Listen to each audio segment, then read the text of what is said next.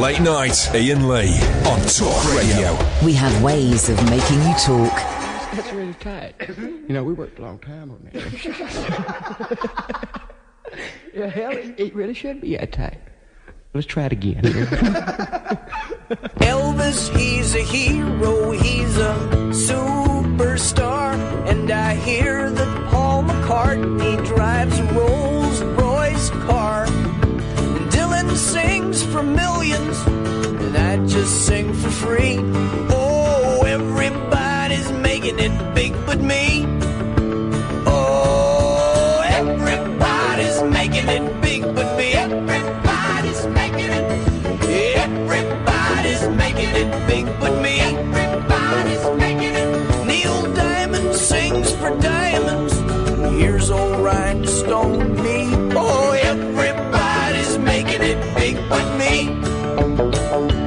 Well, I hear that Alice Cooper's got a foxy chick to wipe off his snake and keep him rich. And Elton John's got 2 fine ladies, and Dr. John's got 3. And I'm still seeing them same old sleazos that I used to see. Oh, everybody's making it big for me. Everybody's making it. Yeah, everybody's making it big for me. Everybody's making it. Well, I've got charisma and personality. Well, how come everybody's making it big but me?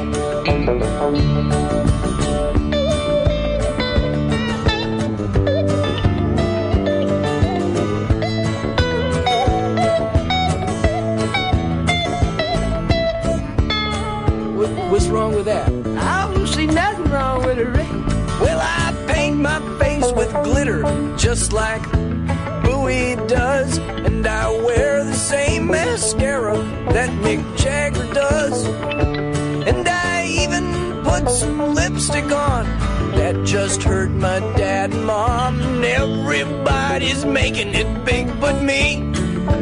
Oh, everybody's making it big with me. Everybody's making it big. Yeah, everybody's making it big with me. Everybody's making it big. They got groupies for their bands, and all I've got is my right hand. And everybody's making it big but me.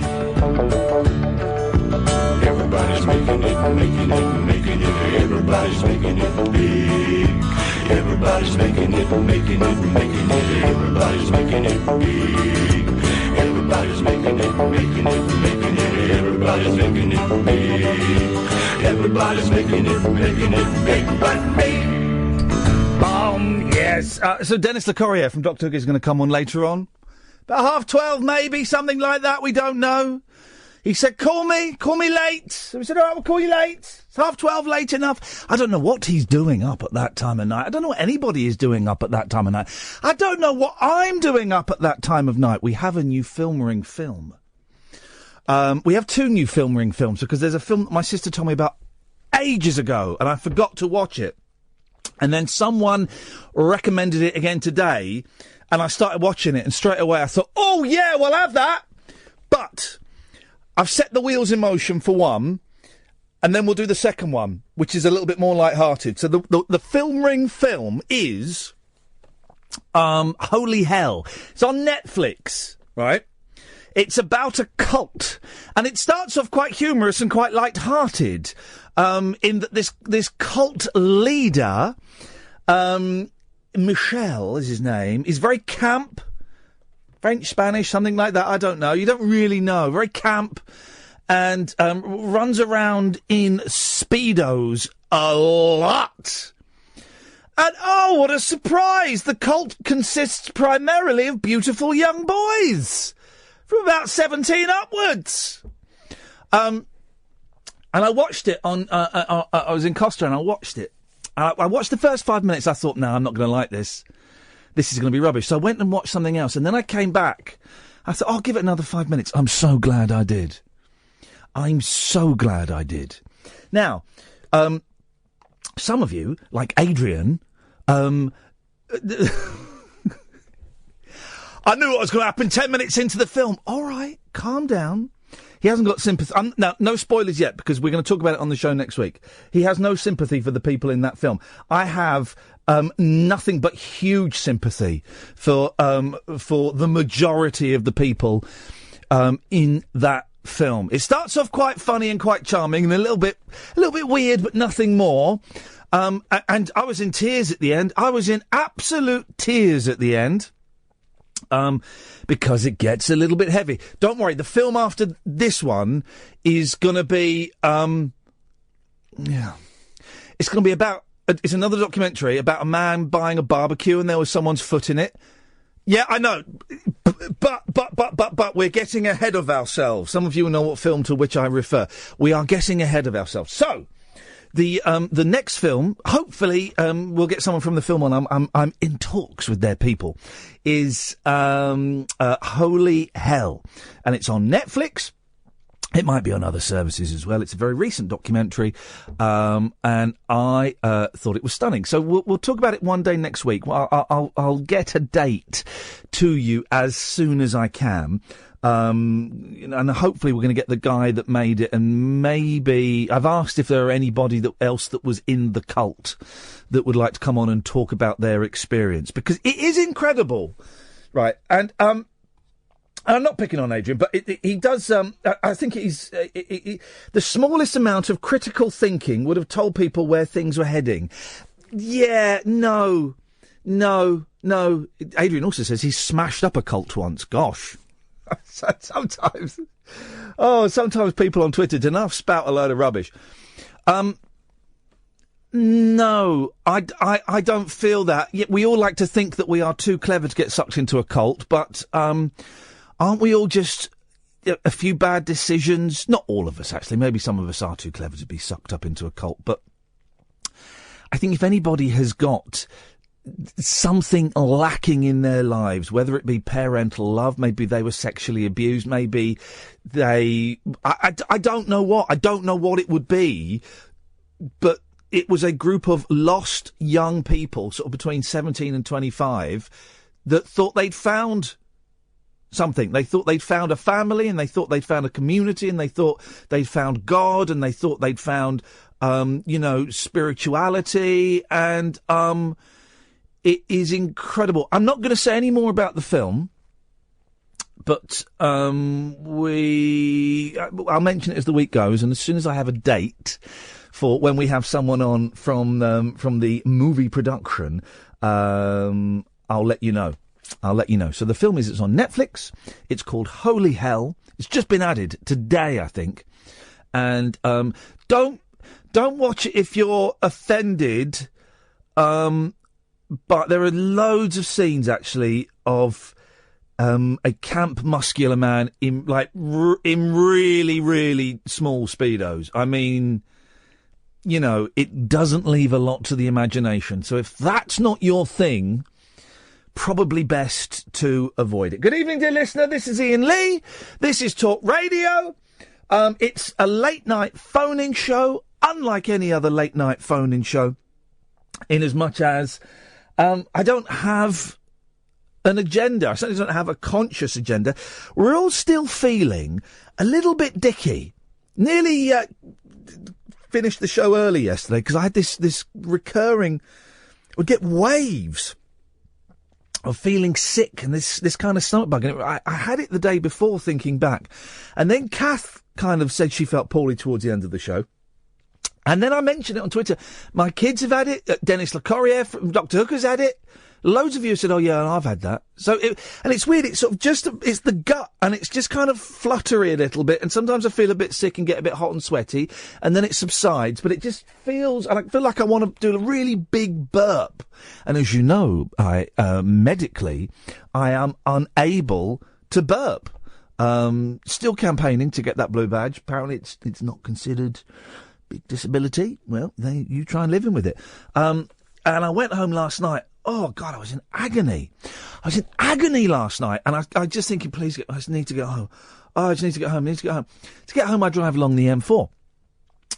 I turned off at my junction, but then my exit was closed for roadwork, so I had to go back on. I thought, well, I'll go on to the next junction, which is what I have done in the past. That exit was closed. I had to do 2 junctions, and then come back, and then come off a junction early, and then. So I didn't get home till about 2:30. It took me flipping ages. Took me absolutely ages. So, we'll get on with tonight's show. We'll do it, but we're all feeling a little bit dicky of the tum. But I'm sure we'll be all right. I don't feel as bad as I did yesterday, so I'm sure it'll be fine. How does this work? Right. I sit here in my studio. Kath will come and join me a little bit later on in the show, and just talk, man. Just talk. I won't be going through the papers because there isn't anything in the papers at all. There is nothing of any import in today's newspapers. It's awful. So I'll just sit here and talk and say things that come into my head. And that's fine, and that's a show in itself. The show works best when you, dear listener, decide to call in and share what's in your head. What's been going on for you today or this week or this year, or what you've got to look forward to, or what things you have. And it's quite a scary concept for many listeners of traditional late night radio or traditional radio. Many people find it a little bit daunting, the prospect of there being no set agenda, nothing specific for you to call in about. And I've said this before, it would be so much easier for myself and my team if I were to sit here and say, right, for the first hour, we're going to talk about Theresa May's speech. And then for the second hour, maybe you saw the documentary with that actress, Sally Phillips, talking about Down syndrome. We're going to talk about that. And then for the third hour, we're going to talk about what was the first record you ever bought. It would be so much easier if we were to do that. And it would be so much less work for me to come in with 3 or 6 phone-in topics. I tell you now, right? Let me pull back the curtain a little bit. 0844, by the way. I should give out the phone number in case people want to call in and go, well, he's not giving out the number. 0844 499 1000. We call you back. Alan, I'll come to you in a second. It takes so much mental and psychic energy to do a show where I constantly have to be on my toes, dancing and working. Because I've done the shows. I've done the shows where you come in and go, right, OK, so Theresa May, she came out fighting today. She said she savaged the liberal elites. People find patriotism distasteful. Well, what do you think? Do you find patriotism distasteful? Or do you agree with Theresa May? 08444. It would be so much easier for me to do that. For me to sit here with literally a blank sheet of paper and nothing to fall back on. No safety net. There is no safety net. For me to come in and do that, to come in without the safety net, it is exhausting. I know it's not a real job. I know it's not building walls. I know it's not, fighting in the desert. I know all that. But it is 3 hours of concentrated, focused, psychic energy. Focused. And you'll hear when I lose my attention a little bit, because I'll ask someone to repeat something, or my comeback will be a little bit delayed. Gotta be focused, man. And it will be so much easier to come in with bits and pieces. I haven't. What that means is, sometimes it works, sometimes it doesn't work. That's what it means. 0844 499 1000 is the telephone number if you want to give us a call. I'm Iain Lee. This is Talk Radio. Late night, Iain Lee on Talk Radio. We'll get you talking. Let's go to Alan. Good evening, Alan. Good evening, Ian. Hip to the power of three. What kind of cakes? Lemon drizzle. Yeah. What you got for us, boss? Why is the Periscope not on tonight? Sorry? Why is Periscope not on tonight? I don't fancy putting it on. Are we having a No-Tech Wednesday? No. I thought we were having a No-Tech Wednesday because I went to put Periscope on to watch the show as normal. I'll tell you what I'm going to do. Look, I'll show you what. Here you go, in a second. I've got my phone here. If I press this button... hang on a second. I'm not going to install that now. There we go. Periscope's on. No, just waiting for the notification to come on my phone. There we go. It's on. So you're live. And now I got the notification. And now I've turned it off. I just don't fancy it tonight. No, let me rephrase that. I just don't fancy it at this precise moment in time. That's not bad. A 12-second video. What? A 12-second video. It's not bad, is it? It's longer than most. Well, listen. By night is gone for 26 minutes. Yeah, well, listen. I have no idea what you just said. I just don't fancy having it on at the moment, and that's all right, isn't it? Well, you feel a bit groggy.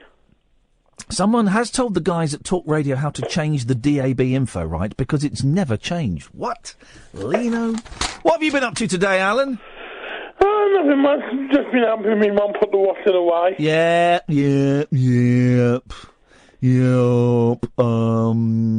I did nothing today. I woke up late, fell out of bed, dragged a comb across my head, found my way downstairs and drank a cup. Looking up, I noticed I was late.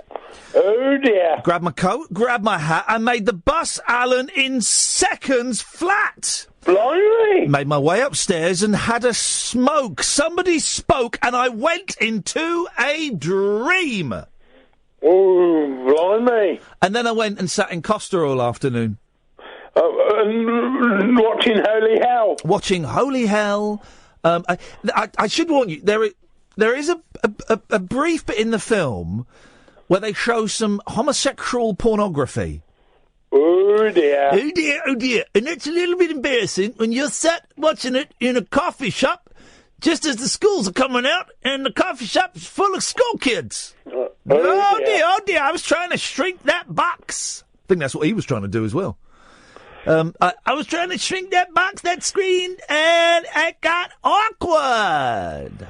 All right. Yeah, but it's basically, I've had a sad, lonely man's afternoon today, Alan, and I loved it. And also, this second film, what sort of film is it for this second film, which is after Holy Hell? What? You know the second film you're talking about? What sort of film is it? It is another documentary. Another documentary. Could I get it on my illegal TV? On your illegal TV? Yeah. Well, if it's illegal, you can get anything. I wonder if I could get Holy Hell on there. Is it illegal? God, you did say it was on Netflix, but I haven't got a Netflix subscription, so I'm going to have to do a stream search for it. Okay, well, we can't encourage... Condone that. Or condone anything illegal whatsoever. Well, what you can do, though, is just sign up to Netflix free for a month. I've done that already. Just get another email address. No, but they want your credit card details. Oh, That's always the clincher. They got clever. They got wise to that, did they? They got wise. It's the same with anyone. Netflix, Amazon. Yep. Good. As it should be. As it should be, Alan. But these, these things don't come cheap, for crying out loud. Unless you pay for a Fire Stick. Exactly. Well, yes, I don't even know what that is. Thank you, Alan. 0844 499 1000 is the telephone number if you want to give us a call. We might do Periscope later on. We had just under 20,000 people again yesterday.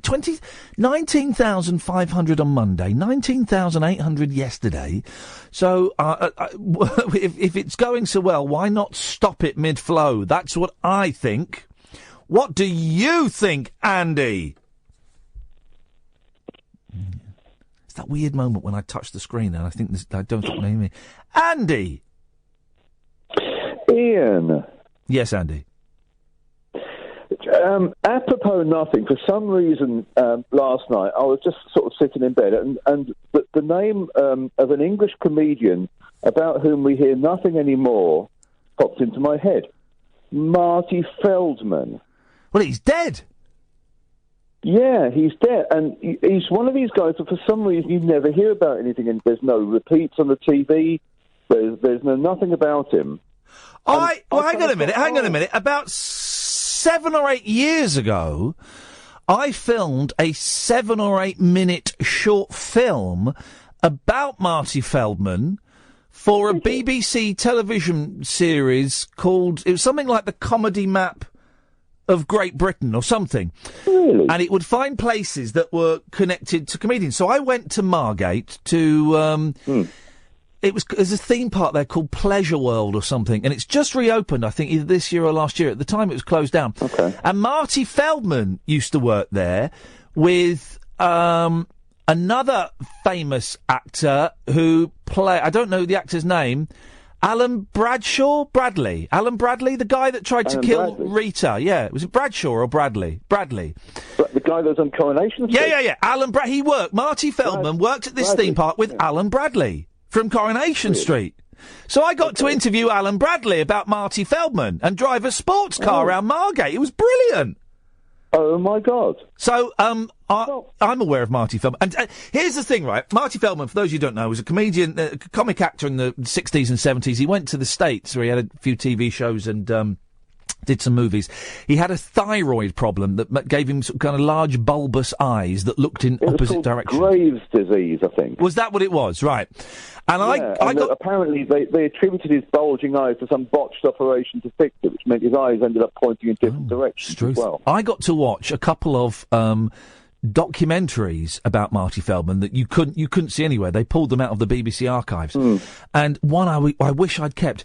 It was him in about 1966 exploring what makes things funny, right? And as part of that, he goes to a primary school with these 5, 6, 7-year-old kids, and they watch a Punch and Judy. And after the Punch and Judy, Marty Feldman gets down on his haunches, and he's talking to these kids going, so, why did you find these things funny? But what's brilliant, and what dates it so marvellously is, he's got a fag on the go. And so he's got this fag on, and he's literally at face level with this 6-year-old kid, and while this kid is telling him what's funny, is that so? Carry on. And he's having a fag. It's absolutely wonderful. I went looking on YouTube last night after I thought of him and saw a few sketches he'd done on a few of the shows. I didn't realise he was mates with the Monty Python crew, and he actually co-wrote the Four Yorkshiremen sketch. Yes, and was he in... Was he in Do Not Adjust Your Set, kind of the forerunner to Monty Python? I'm not sure if he was in that. He was in something called It's Not the 1938 That's the one, with John something. Cleese and Graham Chapman and a couple of the goodies, yes. That's right. I saw a few sketches on YouTube, one of which was called The Affair, which was basically, it was about a 5-minute sketch where he was laying in bed with his wife who was nagging him, and he went out to let the cat out and got on a plane and went off somewhere and spent some time with this woman, obviously having an affair, and came back on the plane and got back into bed with it. And this went on for and it was very funny. Yeah. And I thought, why is this guy not lauded? Why do we hear nothing about him anymore? He was obviously a comic genius. I guess. I guess maybe because he went to the States instead of staying here. A, he died young, and B, he went to the States, so he wasn't. After a certain period, so maybe I'm going to say 1970, I'm plucking that date out of there. But after that, he wasn't really seen on British television, because he was doing American TV shows, and he was in movies, like Young Frankenstein and things like that. Yeah. But you're right to mention him. You're right to mention He also did. Gosh, now my memory banks. He did a very funny comedy album as well, and I'm trying to Marty Feldman. I'm trying to album. What was one of the songs in there? We had it. Hang on a minute. Let me try. Let me try this. Hang on a second. Let's see what this is. This is. Okay. Hang on a minute.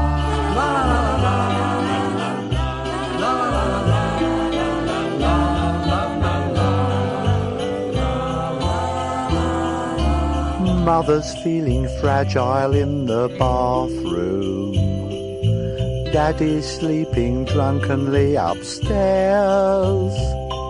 My eldest sister Anna has been sick in the piano because she ate a pound of marzipan and 6 tinned pears. 6 tinned pears. Some fathead bought the youngest child a trumpet, and now he's blowing discords in my ear.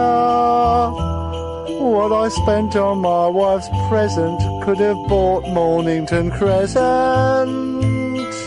Christmas is a joyous time of year. It's very much of its time. It's charming, but it's very much of its time, isn't it, I think? Yes, but I think the guy's a forgotten comedy legend.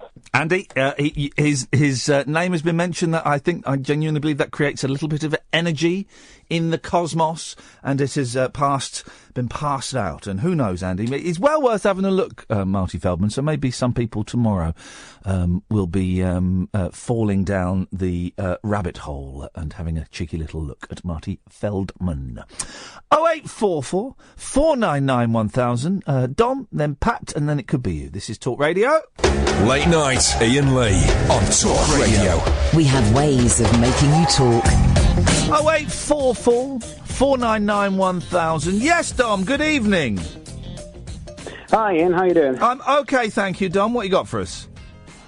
I was listening. I've just recently started listening to your show. I really like it, by the way. Thank you, man. I'm glad you found us. Thank you. Been listening on the podcast. I heard the one the other day.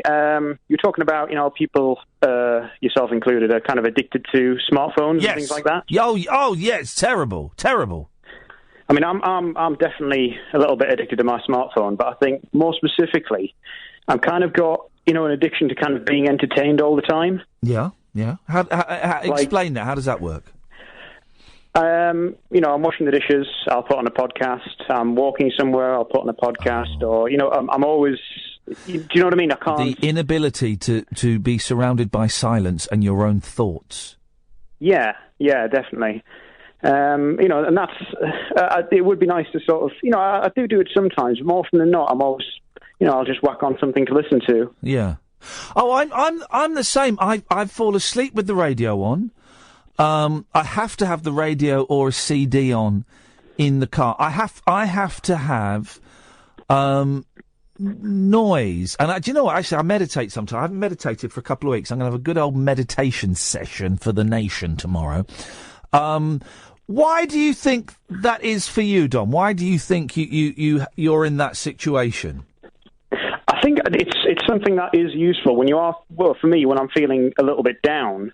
Rather than wallowing in my own thoughts, it's nice to put something else on, especially something that's quite engaging like comedy. Yeah. That, can kind of take you out yourself. And I think from there, it's just become habit. So even when I am, feeling okay, I'm still always listening to something. And what are you doing now? And what's the situation with you listening to the radio show right now? Are you in bed? Are you doing something in the kitchen? What are you up to? I was just doing something on the computer, just doing kind of like some work with some stuff on the background. Mm. Can I suggest something? Uh-huh. Turn me off. Turn me off for 15... I tell you what, turn me off until 11, and then we'll call you back and see how it went. Yeah, that's good. I mean, because the other thing I was wanting to talk about... We won't talk about you behind your back, I promise. Well, we might a little bit, but we won't be rude behind your back, I promise that. I'll just sit in a darkened room and cry. Well, yeah, that's an option, isn't it? That's an option. Go on, you've got to say something else. Well, yeah, because it's kind of... It goes hand in hand with that, because I'm listening to podcasts and stuff all the time. Mm. I'm kind of... Well, it's frustrating my wife, because I keep doing... impressions of a particular comedy podcast, characters on there all the time, and it's she's finding that a bit weird. Yeah, and I'll be singing along to myself and just like suddenly laugh out loud about something that I've remembered that's funny. Does she not share your passion for these shows then? She's got a bit of a different comedy taste to me. Yeah, I tried to get the podcast that I really like is one called Man by Cow, the Man by Cow podcast. I don't know that. No, it's it's absolutely fantastic, and they've got a very small listenership at the minute. They haven't really broken through, but they do like sitcom sketches. How did you find it then? A little Scottish man in London told me about it. Oh gosh, he's like a big comedy. He's a pusher basically. I was on the light stuff. A little bit of he's forced the hard stuff on you now. Yeah, it's really hard. I could handle it. I do wonder. My wife and I have a completely different sense of humour. I will sit there wetting myself in laughter, and she'll be stony faced, and vice versa. That way, sadness lies. There are some things where we do enjoy together, but some of my more kind of niche picks, my wife doesn't really get along with. Mm. But this Man by Cow one, it's fantastic. It's a little bit weird, but that really gets me into it. But Dom, this is what I want you to do.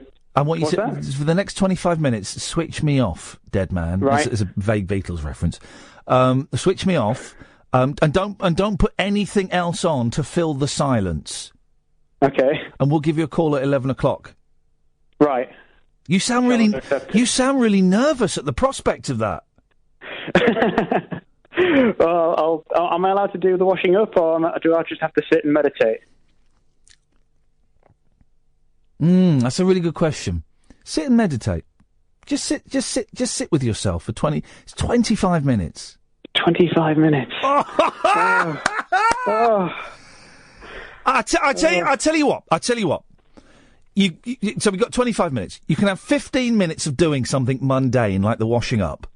Yeah. Of course, you can do whatever you want. Don't bother me. These are my suggestions. 15 minutes of doing something mundane, like the washing up or putting the cat out or whatever, and then 10 minutes. The last 10 minutes, you have to just sit there on your own.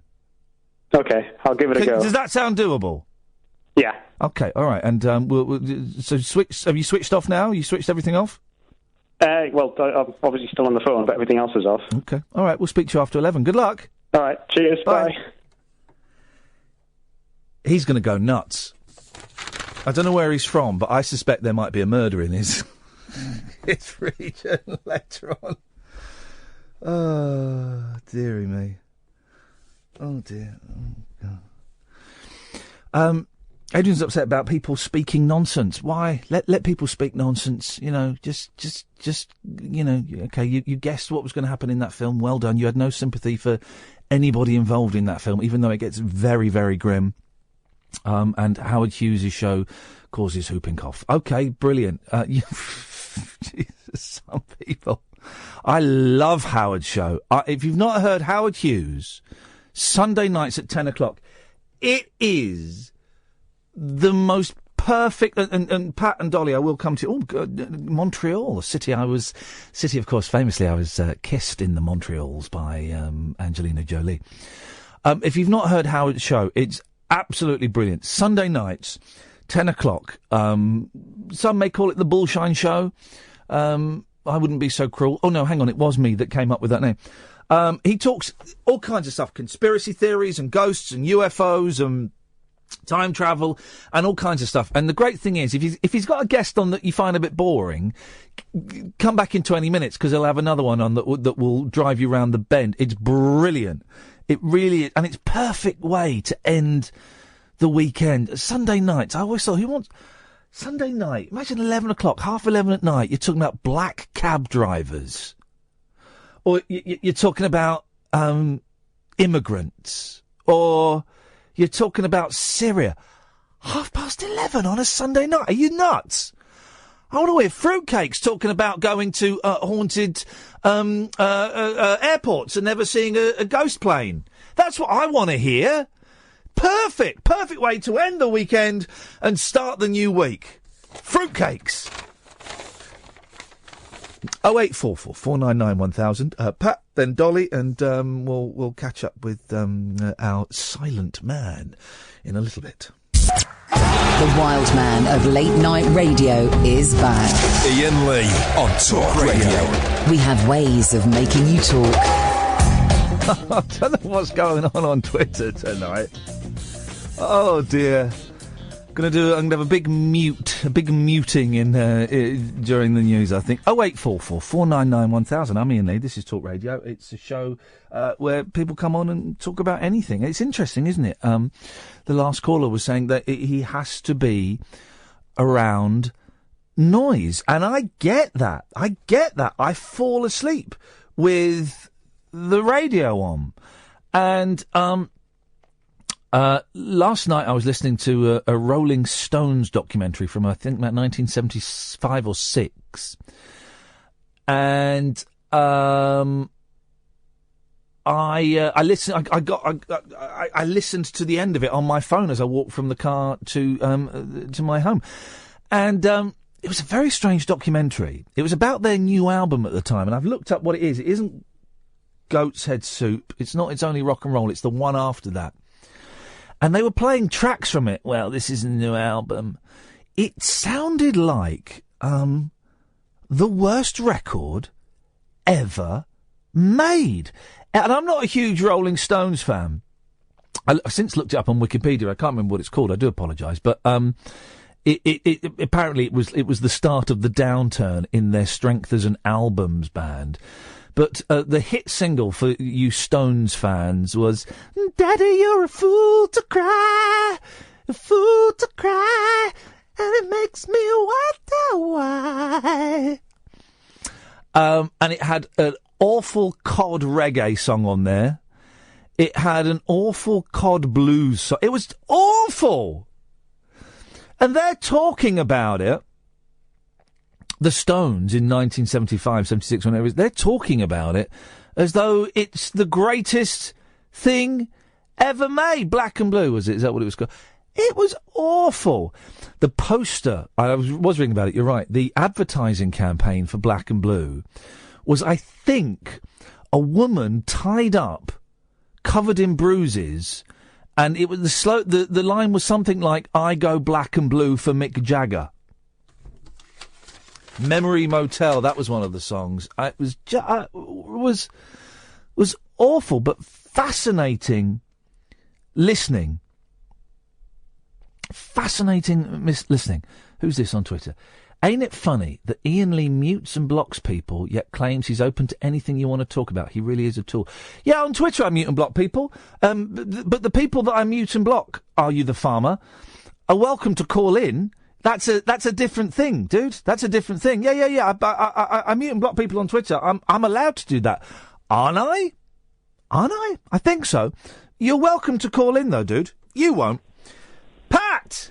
Hey, Ian. Are you all right? I'm all right, thank you. Pat, what you got for us, boss? Well, I'm calling up tonight specifically to talk about my recent encounter with the National Health Service. Right, what happened? You need to scroll down, Kath. I can't scroll down to see the bottom of that message if you're typing a message. Yes, go on, Pat. What happened? Well, for a while now, I've been keeping an eye on the old blood pressure. Your blood pressure? Yes. Well, yes, it would be. Who else's blood pressure would you be keeping an eye on? Well, that's true, unless you're, a stalker. Nosferatu. Yes, a stalker. Anyway, so, yeah, I've been doing that because I'm at that age now, 50, where you've got to keep track of these things, you know? Yes, you do, yes. And it was kind of high. I got one of these cheesy little wristband digital monitors. Oh, yeah. And it's been kind of high for a while, but then around about 8 p.m, when I was getting settled down to listen to talk radio, which was annoying. Is there a show on at 8 p.m? What is that? It's just some random stuff. It's Johnny and Ash. Johnny and Ash are good, of course. It's the warm-up. Exactly. And, of course, we all know Talk Radio closes down at 1 o'clock in the morning and doesn't start again until 12 hours later, 1 o'clock in the afternoon, when John Holmes fires up the engine. And doesn't he? Doesn't he just? I won't mention the other. No. Anyway. What? No. So what happened was... Yeah. I had a look at this monitor. Yes. And regardless of how accurate this little thing might be, it read, I don't know if you know about this stuff, but just for anyone who doesn't, normal blood pressure has two readings. Yeah. Where you have a reading for when the heart beats. Yeah. And the blood gets pumped through your system. Right. And that's the upper figure. Right. And normally that's 120. Honestly, I wouldn't be this boring the whole thing. Okay. And the lower figure, which is between beats, should be 80. Okay. 120 over 80 is what is the optimum blood pressure. That's what we're aiming for. You got it, mate. Okay. Anyway, so I checked this, and the upper figure was 172, and the lower figure was 138. What the hell? How is that even possible? I know. I thought I was going to blow like Krakatoa, man. Sweet Lord. So I got straight on, and I thought, there's no point messing about with this. Yeah. 'Cause I would kind of like to see what next week is like, you know. Yeah, of course you would, yes. So I dialed 999, and very long, drawn-out story short, everyone from the call centre, whatever you call it, to the paramedics, to the nursing staff, to the doctor and the consultant, every single one of them in my local hospital here in Hertfordshire were awesome. Everyone was blending. Because of the time of night I had to go, obviously when you go to A&E and it's after 9 at night, it's busy, you know? Yeah, of course. Oh, it's a different world at that time. It is. Yeah. And there were... do you know, I felt so sorry for all these sick people. I mean, some of them were poor... There was these poor girl with, an arm in a sling, and another one that was getting morphine. Oh, it was heartbreaking. Well, did you die? No. But well, I don't think so. I'll call Howard Hughes if I did. Yeah, exactly. But anyway, they sorted me right out. I was there for ages. I got home at like 5 a.m. Yeah. Which is not surprising. But these guys were awesome. And for anybody of a certain political party to claim that there isn't a 24-hour NHS... Oh, hang on a minute. This is getting... Suddenly we've almost... A point is being made here. What was wrong with you, Pat? That's not like me. Sweet God, you said you weren't going to be that boring for the whole call. What was wrong? Is this making your blood pressure go up, by the way? Oh, I realise. Yeah, but these guys were awesome. What was wrong with you? Awesome. Yeah, but I'm still here, mate. Still here. But what was wrong with you? Do you know what they reckon? It was a combination of a change of diet. Oh, yeah. Look out for that. Yes. And stress.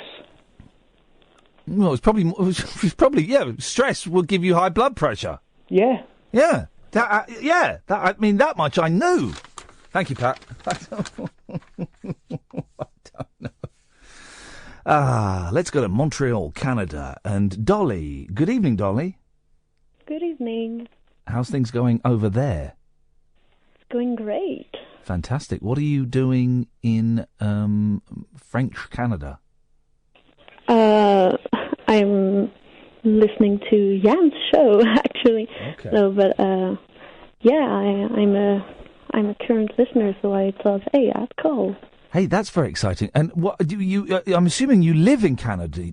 Canada, do you? Yes, I do. Well, how the hell did you find this rubbish? Even people living in this country can't find this rubbish. Well, are they spending the entire advertising budget over in Canada? Is that what they're doing? No. Actually, I saw a friend on Twitter retweeting something about you interviewing Mike Love of the Beach Boys, and I thought, oh my God, I listened to that and found out that your show was actually very funny. So well, it has its moments.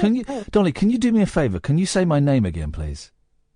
Iain Lee? Yeah, you say you kind of... I like the way you say it. You kind of... It's like a Jan. Yeah, well, I'm French-Canadian, so I know, and I love the accent. I've been to Montreal. Yes. Did you love it? I did. I was there for a week, and when I got there was no snow, and then I went to bed on the second night, and when I woke up, there was the thickest, deepest snow. It was literally about 4 feet deep. Yeah, we do have that. It can be annoying after a while. I bet it can be. But for a Brit like me, it was fantastic. I went out on my own and played in the snow. It was wonderful. Yes, I guess so. What's Canadian radio like? And I'm guessing because you're in Montreal that you get. Is it kind of like 50% English, 50% French? Actually, we have more French radio than English ones, but the English one has more commercials for some reason. Right. So, they're the ones who mostly play good music and have good shows, but half of it is commercials, so it's a bit boring. Actually, Canadian radio is quite shit. Okay, well, you can't say that word on British radio, but never mind. Yeah. Sorry about that. That doesn't matter. It doesn't matter. And do they have? Because when I go abroad, what I love to do is switch on the radio and just flick around the dial and see what comes up. Do they have, kind of phone-in radio where it's people sitting and you get a load of weirdos phoning in? No, actually, I don't know any show like that here. Sometimes there can be people phoning to request a song or something, but it's not really a talk radio show. Dolly, you have to get me and Catherine a job over there. Yes. We'll come. Okay. We will come. What's your Wi-Fi like? My Wi-Fi is actually very good. All right, I'll tell you what we'll do is one day me and Catherine will come over and we'll do a couple of shows from your apartment. How about that? Yes, that is fantastic. I love it. If I tell you what, if there's any way we can get the flights paid out of by our boss, then we will come and do a couple of shows from Dolly's pad in Montreal, Canada. Amazing! I would love it, and your listeners would love it too. I'm pretty sure. Well, do you know what? Let's see if we can make something happen, Dolly. I'm so glad that you found us. It's really, it's weird, right, to think that. What time is there? About 6 o'clock in the evening? Is it coming up to 6? It's 6 o'clock. It's weird to think that, me and Kath and Ed are sat here and we're just talking away in this little booth, and I know people are listening because they're on Twitter and stuff, but people are listening all over the world. I find that humbling. I don't want to get too sentimental. I find it incredible. I find it incredible that you're in another country. You would choose to listen to this rubbish as opposed to your own rubbish. It's not rubbish. Oh, it's terrible. No, I actually don't have anything else better to do right now. It's a great show. I love it. Thank you. Dolly, nice to talk to you. Make sure you call again, won't you? Yes. Thank you very much. Bye-bye. Thank you, bye. There we go, you see. Now, how delightful was that? Huh? Dolly, all the way. Yeah, I love Dolly too. Luis on Twitter says, I love Dolly too. Wasn't that fantastic? Right. Here's the plan. Catherine and I, we twist our boss Denny's tiny arm, and we spring in for 1,200 quid would cover the flights. 1,200 quid would cover the flights to Canada. I'll pay for the hotel. My room. You can sleep on the floor. Well, get Denny to do it. Why would he say yes to that? Oh, yeah, there's no reason for him to do that. 0844 499 1000 is the telephone number. Who's texted us in? Jamie says, I would call, but I'm trying to sleep. I would like to meditate, but I've only used apps which are noisy. How do you meditate?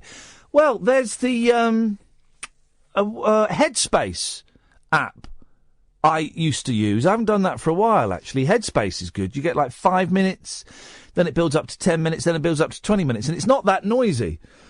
The guy that does it doesn't really talk very much. So I do that. But I also do transcendental meditation, man. I went and met a very softly spoken woman, I think it was, in her house when I was 17, and I paid her, I think, 75 quid or something. And she gave me a mantra. And I'm not allowed to tell you what my mantra is, but, well, I did some reading online and, I think I've got the same mantra as Brian Wilson. So if you know what Brian Wilson's is, which you will do if you go online, then you'll know mine. And you get the mantra, and then you just kind of sit there for 20 minutes, and you just repeat the mantra in your head, and it sounds like bullshine, and it sounds like baloney. Oh, it's wonderful. It's talked me off the edge if I've had a really bad headache that could potentially be a migraine, and I haven't got any pills. It's kind of helped bring that back a little bit. It's helped me sleep. It certainly helps with stress. At times, if the wind is blowing in the right direction, it will help with depression. I love it. Works for me, man. It works for me. But Headspace is this little app you can get, which is absolutely free. And you have this very nice man who talks like this. And today on Headspace, we're going to try something a little bit different. I want you to imagine your thoughts are like a bicycle. So I'm not sure exactly what he says. He's less irritating than the running person on the Couch to 5K app I've got. Hey, it popped up yesterday. Hey, you've not been running for a few weeks. Why not go for a run now? It's only 30 minutes. I ignored that. And I haven't done it for ages. And she talks to you when you're running. You're doing great. It's things like that make me not want to run and delete that poxy app. That you're doing great. Jeez. Right, there we go. An hour down. It's a nice little. Where are we? Wednesday. Nice little gentle show today. Nothing too frivolous. Nothing too heavy. Nothing too hard and fast. But nice and straightforward. If you want to call in, you're more than welcome to. 0844 499 1000 is the telephone number. You'll speak to either Catherine or Ed. They'll take your name and your number and call you back. And that's it. That's all you've got to do. So, now's a good time, because we're coming up to the news and we have no other calls lined up. So, 0844 499 1000 is the telephone number. I'm Iain Lee. This is Talk Radio. Across the UK, online and on DAB. A radio star is born. You're going to love Talk Radio. Talk Radio. Oh, remind me to tell you about the podcasts. We've got exciting news. No, not full show podcasts. It's not that exciting. It's more my ego being massaged. 0844 499 1000. This is Talk Radio. Here's the news. Late night, Iain Lee on Talk Radio. We have ways of making you talk.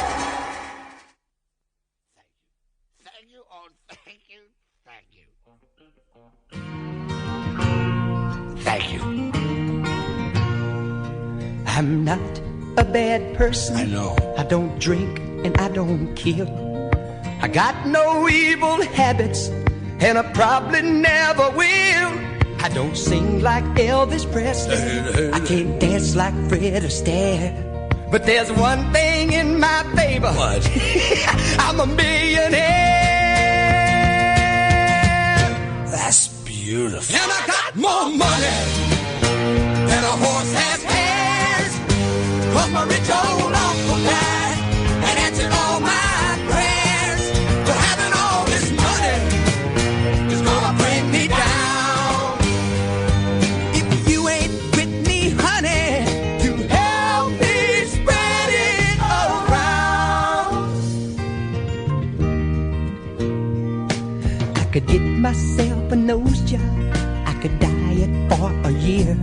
But I'll never be Robert Redford, 'cause I'm much too fond of beer. Please don't misunderstand me. It's not love I'm trying to buy. It's just I got all this here money, and I'm a pretty ugly guy. But I got more money than a horse has hairs. 'Cause my rich old uncle died and answered all my prayers. But having all this money is gonna bring me down. If you ain't with me, honey, to help me spread it around.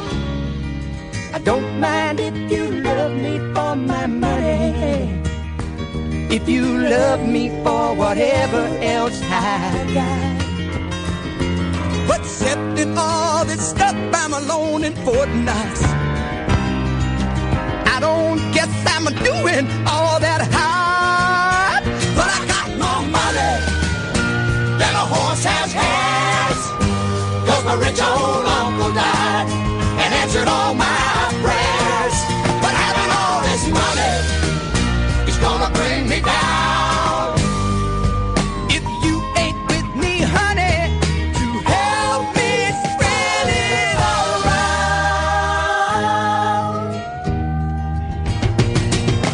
Money, money, money, money, money, money, money. Hey, you! Come here, baby! Stop crying! Put a quarter in the jukebox! Love it. Wasn't the song I meant to play, but either way, it's still a brilliant song. Dr. Hook will have Dennis Locorriere later on. Much later on, because he's a night owl. He's a rock and roll star. And he doesn't even get up until 12:30 at night. Which is unfortunate if you're going to go and see him in concert and you're expecting it to start at 8 o'clock at night. He won't be up for another 4.5 hours, guys. 0844 499 1000. So here's the thing. This show's been going, since March the 21st, I think, was the date that we all started here, and we've been doing a daily podcast, and sometimes we put out 2 podcasts. Well, we are well over and I don't know the exact figures yet, and we'll get them, but we are well over 1 million downloads of our podcast. Imagine that. 1 million. Over 1 million. Now, what that means is you've got to keep on downloading them, okay? And if you're downloading the hooky versions, I know that there are people out there putting out hooky versions. That's brilliant. I don't have a problem with that. If you're downloading the hooky versions, you have to download the legal versions as well, either from iTunes or from your Podbean or from the Talk Radio website or from your usual podcast provider. Because if you just download the hooky versions, there won't be a show. There won't be a show. Because if we don't get enough people listening to the show on Radar and online and in podcast form, then there won't be a show. You know, why would they want to keep me here? So 1 million downloads is brilliant, guys. It's a great start. And let's see if we can get some more. But genuinely, very touched that it's been downloaded 1 million times. So thank you very much for that. 0844 499 1000 is the telephone number. Yes, Dom. Hiya. Oh, Dom. That was bloody boring. Dom was our guinea pig, and they asked him to be. I'm trying to be Heinz Wolf. Are you old enough to remember Heinz Wolf, Dom? Yeah, I think I remember him vaguely. My name is Heinz Wolf, and today on The Great Egg Race, we are going to ask the people to build a boat. No, that sounds ridiculous. That's Count Dracula. That was Count. Count Dracula, Sesame Street. Yes, the I love to count. So we asked you to turn off. You like to be surrounded by noise, and we asked you to turn stuff off for 20 minutes. What did you do? I did the washing up first. That was okay. Yeah. But then, as you said, as you commanded, for 10 minutes I sat and did nothing. Yeah. And that was tough. Where did your head go? I was sitting on the sofa in the lounge. Yeah. Yeah, but no, inside your... so physically you were there. You took your head to the sofa. That's great. Inside your head, what was the journey like? It was kind of, doing a bit of just general admin, like, got to do this, got to do that, that sort of thing. But half the stuff, it was really frustrating because it was, do this, I'll just go and book that. Oh, no, I'm not allowed to. I'm not allowed to touch my phone or anything like that. Yeah, yeah. So it was tough. Yeah. And 10 minutes has never lasted so long. And that's the thing. It slows time down incredibly, doesn't it? The whole day can go past so quickly because it's full of stuff. But if you sit still for 10, 20 minutes with nothing and just allow your thoughts... Did you try and... did kind of thoughts pop up in your head and did you just go with them? Or were you going, I don't want to think that? Or were you trying to control your thoughts? No, I think I just pretty much went with it. Yeah. I didn't really need to control anything. Okay. Do you think you might be onto something? Maybe, yeah. I think it would be useful to do, just to do some kind of brain admin, if you know what I mean. Yeah. Sort your thoughts together. It's that thing, and I genuinely think this is a problem for the generation of kids we have now. My kids don't know what it's like to be bored and have nothing to do, right? I remember growing up, and I remember the kind of the mantra to my mum was, "Mum, I'm bored. I'm bored." Because we didn't have television. You know, television stopped at 3:00 in the afternoon. The TV, hey kids, get this, TV turned off at 3 in the afternoon. There were no programmes on. And now television is closing down until 5:30. And it would stop. Pubs would close, not relevant to us as kids, but pubs would close at about 3:00 for 3 hours. Everything kind of stopped, and you could be bored.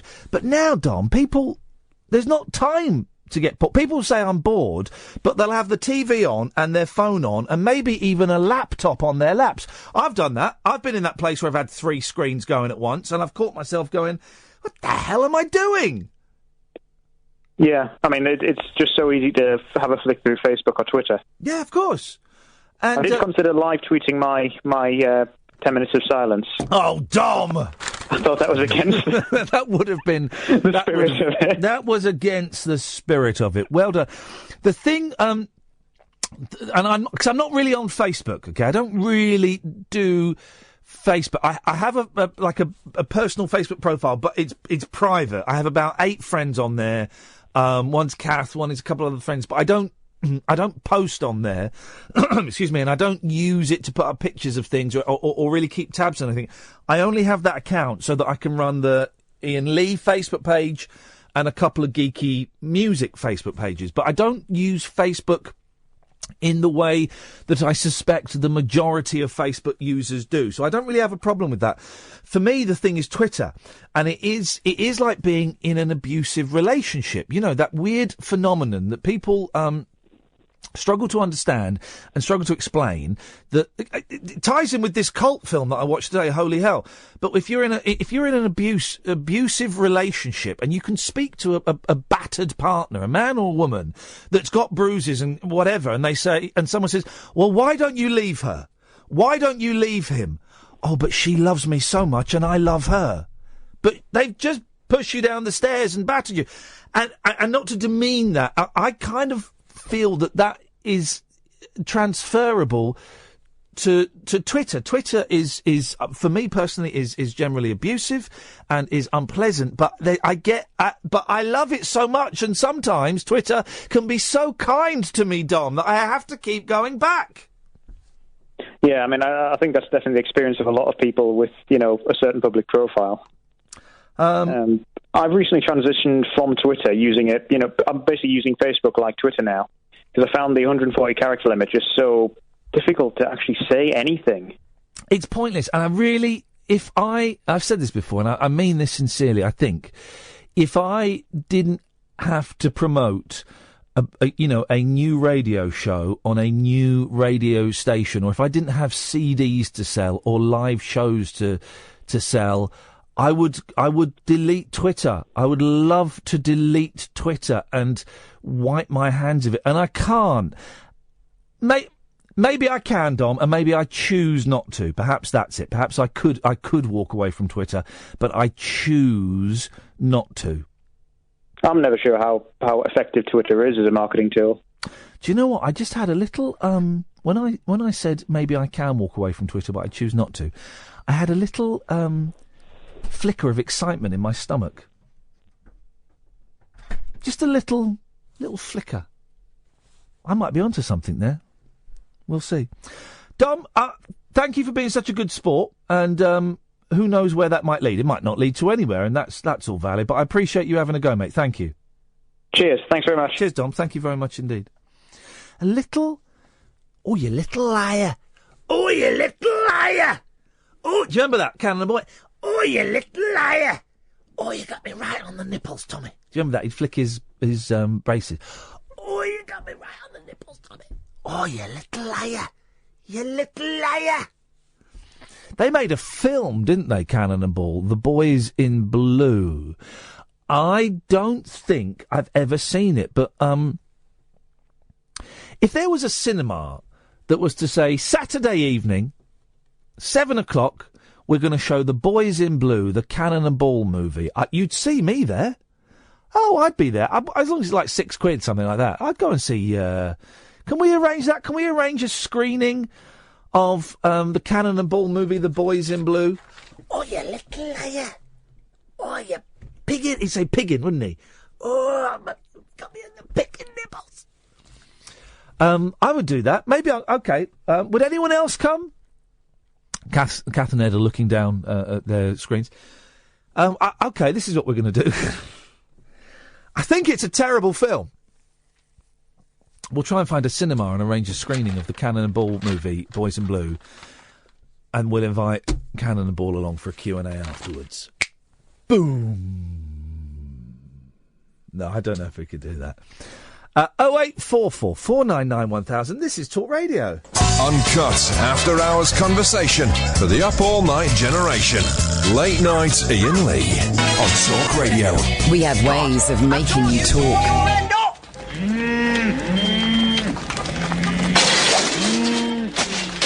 Someone sent me a link to The Boys in Blue. Out of there! You need flipping Clint Eastwood up here! Ha! Ha! Head them up, move them out! Get them doggies moving! Oh, it looks quite good. They ain't doggies, them cows! I know that, you stupid farmhand. Why didn't you take them up the motorway? It's wider. Ah, but Little Bottom Market's up there. Just get them out of here! Ha! Ha! Ha! How do you turn them? I don't turn them. Dog turns them. Oh, where's the flipping dog? Didn't bring the dog. No turns. 'Tis straight road to market. Listen, don't get me annoyed, boy, because if you get me annoyed, that lot will be corned beef in no time. I'll tell you something. I'm going to kill these pigging cows in a minute. Oh, come on, what's the problem? Turn them round. We need a dog.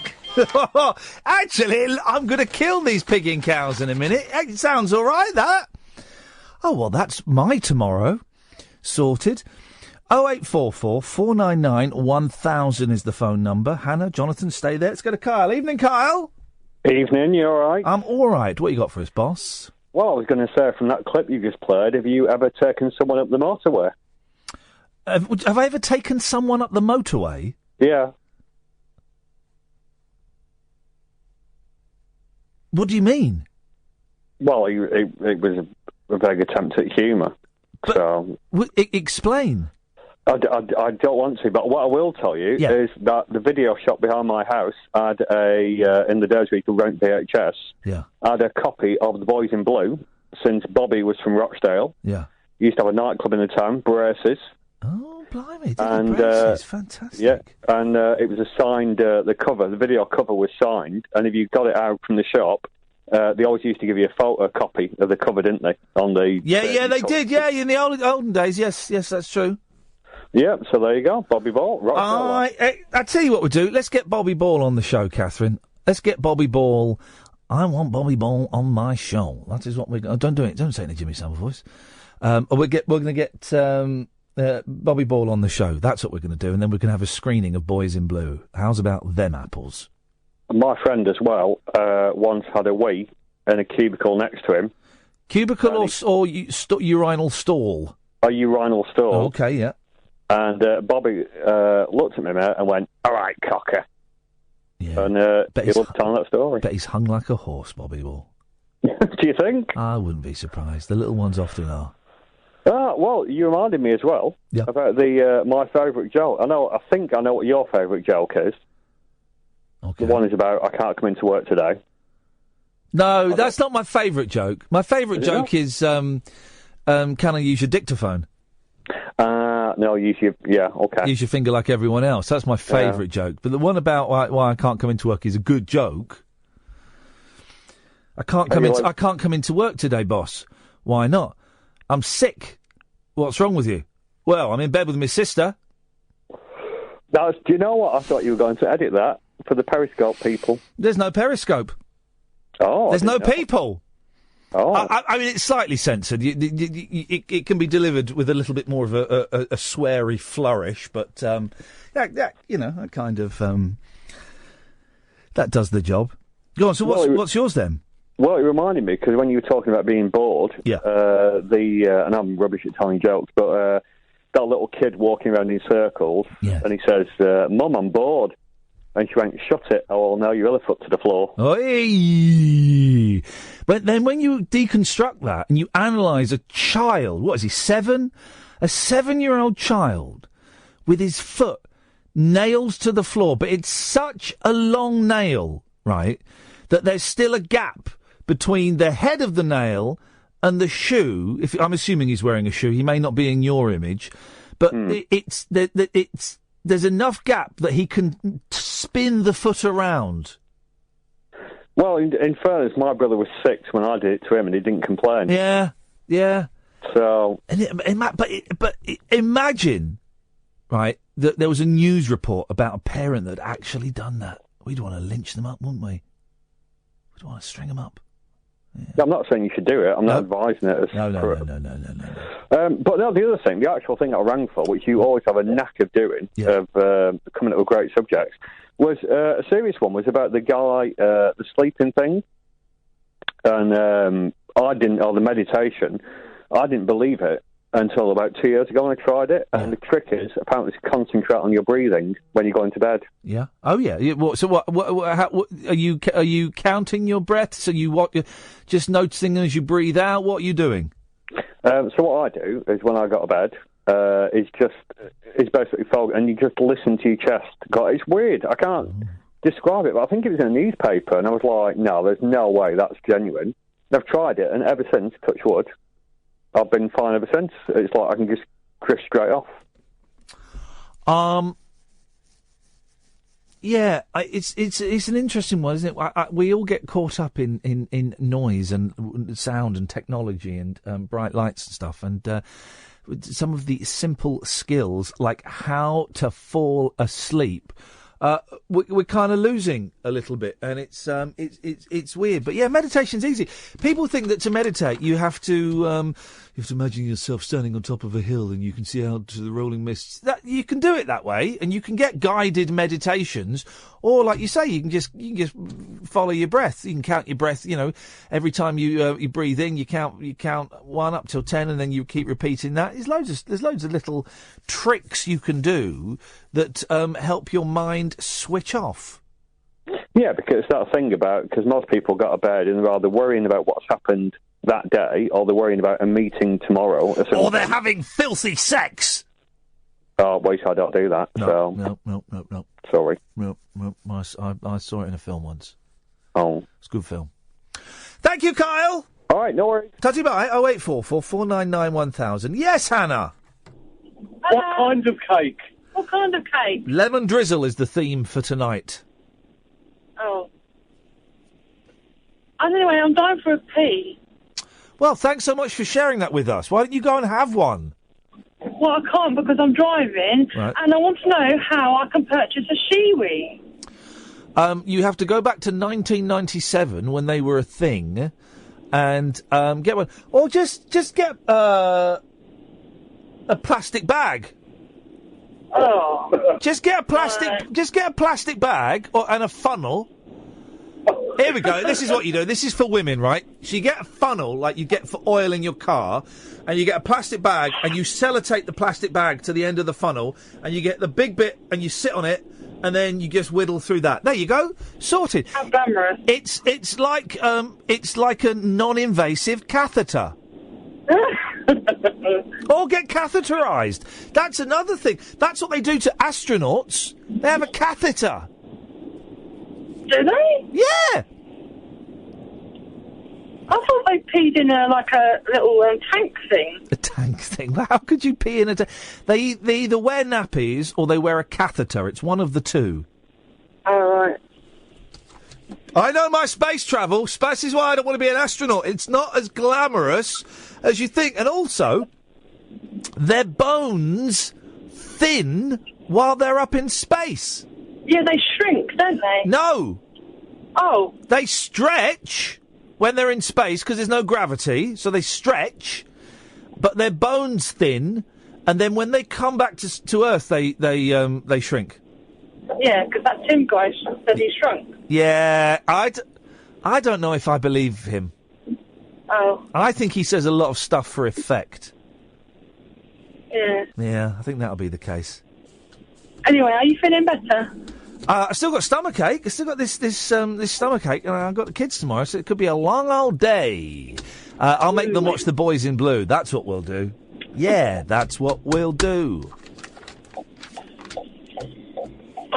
All right, then. I'm still dying for a pee. So... Okay, well, then don't let me hold you back. 0844 499 1000 is the telephone number. Jonathan! Thanks, fans, but what kind of cake? Hey, look at you freestyling. You're getting all the catchphrases out, and you're just chucking them all over the shop. That's brilliant. Well, there's 3 now. Which is the best one? Well, they all have their own unique power. What you got for us, Jonathan? Well, I wanted to geek out a bit about the Dreamcast, because I'm going to see an orchestra tomorrow, and they're going to be playing computer game music. Oh, yeah. Whereabouts is this? The Barbican. It's the London Philharmonic Orchestra. Hang on a minute. Why wasn't I asked to host this like I was last time they did it? Do you want me to ask them when I arrive? Flip it. Who's hosting it? Let me find out who's hosting it. Barbican. I don't know. Now, I'm going to find out. Because I hosted the London Philharmonic Orchestra playing video game music about 4 years ago. Hang on a second. The Barbican... Barbican Centre, Barbican Music. Let me click on this. We're going to find out who's hosting it. Shut up, Jonathan. Shut up, Jonathan, because I'm on a mission now. Close that. Whale watching. Jarvis Cocker, the Fairy Queen. What's on? Are you sure this is on? It doesn't say it's on. It's on tomorrow. Symphonic Fantasies. Here we go. Features symphonic arrangements from some of Square Enix's most cherished role-playing franchises. That one? Yeah. Tomorrow? Yeah. You sure? I'm pretty sure, otherwise I'm going to be going to nothing. 8 o'clock? Sounds about right. Who's hosting it? This will be the LSO's 7th live video game concert performance. I hosted one. No.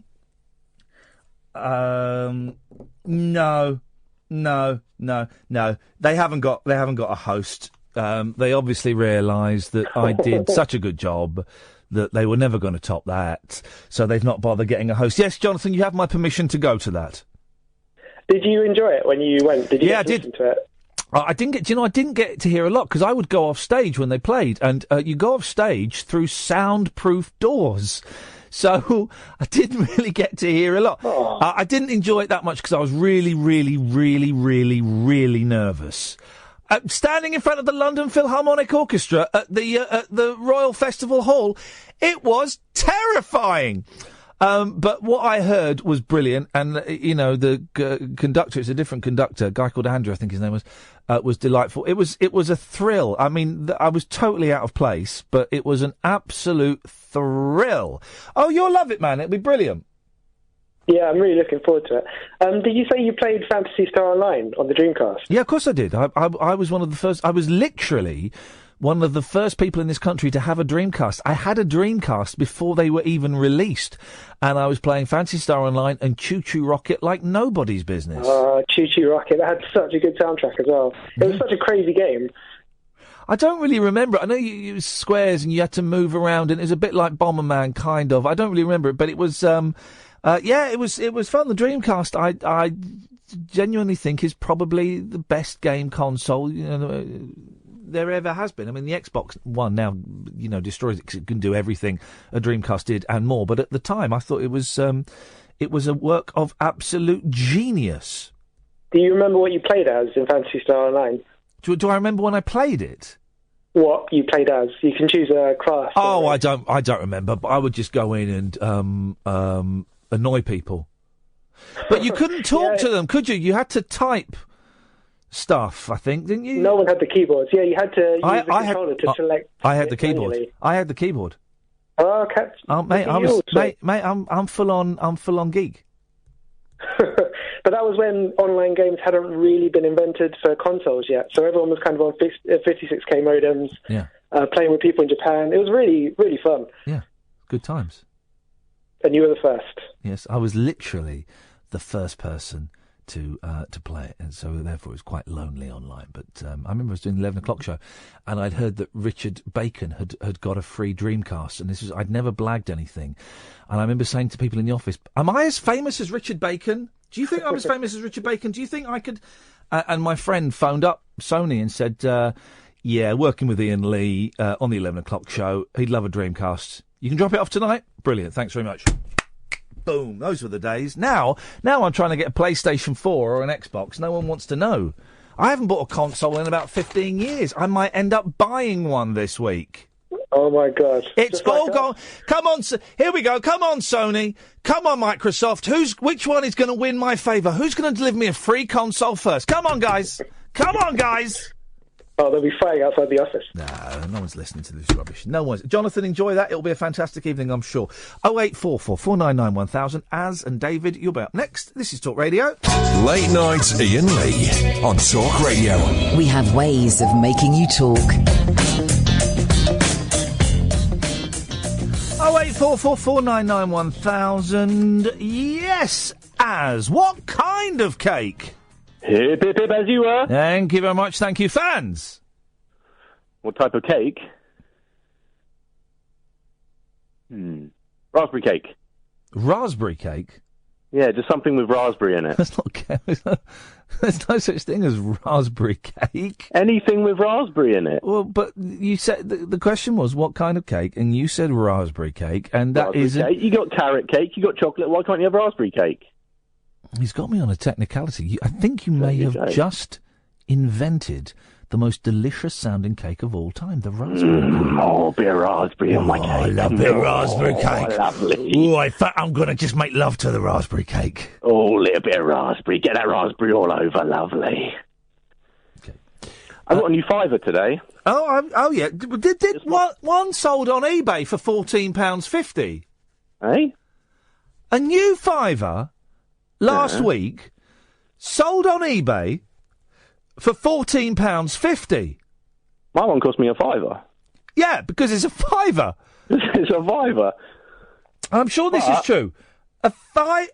Honestly, a new £5 note. So I meant to mention this the other week. A new £5 note sold on eBay for £14.50.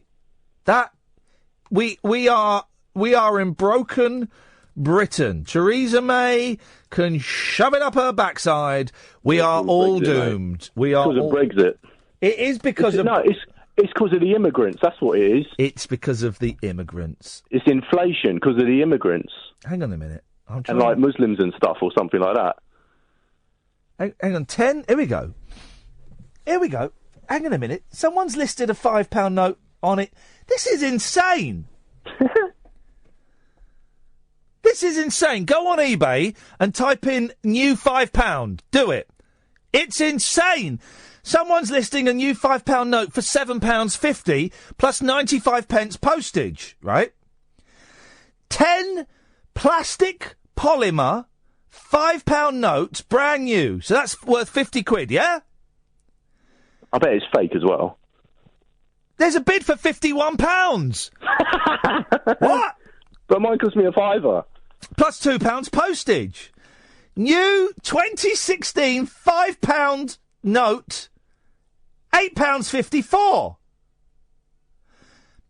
Bank of England, UK new polymer £5 note, bank consecutive prefix AA01. £77. Can you put in a best offer for it? Put 450 in. There's one here. 2016, right? This is buy it now. Price is £9. What is going on? Best offer of 450. There's one here. £5 note, brand new. It's for £5, but it's £4 postage. What? What I want to know is though, can I use that new £5 note in all the machines now? Yes. How does that work? Oh, no. Sorry, let me rephrase that.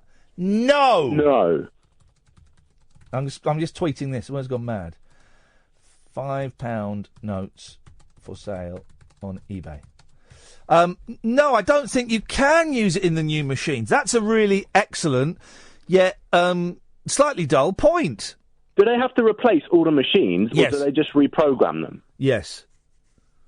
Both, yes. Hey, Paul Burrows. Paul Burrows, discovered your show today on a train from Glasgow. The hell does that mean? I don't know if I want... I think you can get raspberry cake on that train. I don't know if I want Paul Burrows listening to this show. I don't know if Paul Burrows is the kind of guy we want listening to this show. If he's discovering radio shows discarded on trains from Glasgow, I'll give him Probably the benefit... while he was bidding on a £5 note. I'll give him the benefit of the doubt. Yeah, no, I don't think the £5 notes do fit in the machines. So I don't know what you're going to do. Yeah, I guess they have to put in a new slot. Is that? I don't know. Is that how they do it? Old slot, right? Because it's smaller, isn't it? Well, yeah, but it needs to the gripping mechanism. I imagine that these machines work by there's like a sort of a gripping mechanism behind the screen that fits perfectly around the 5, 10 or 20 or £50 note, and it senses the size to denote how much change to give you. I thought there was a little dwarf inside. There could be. You reminded me, there is the film I wanted to watch today on Netflix wasn't Holy Hell. It was the new Christopher Guest film, Mascots.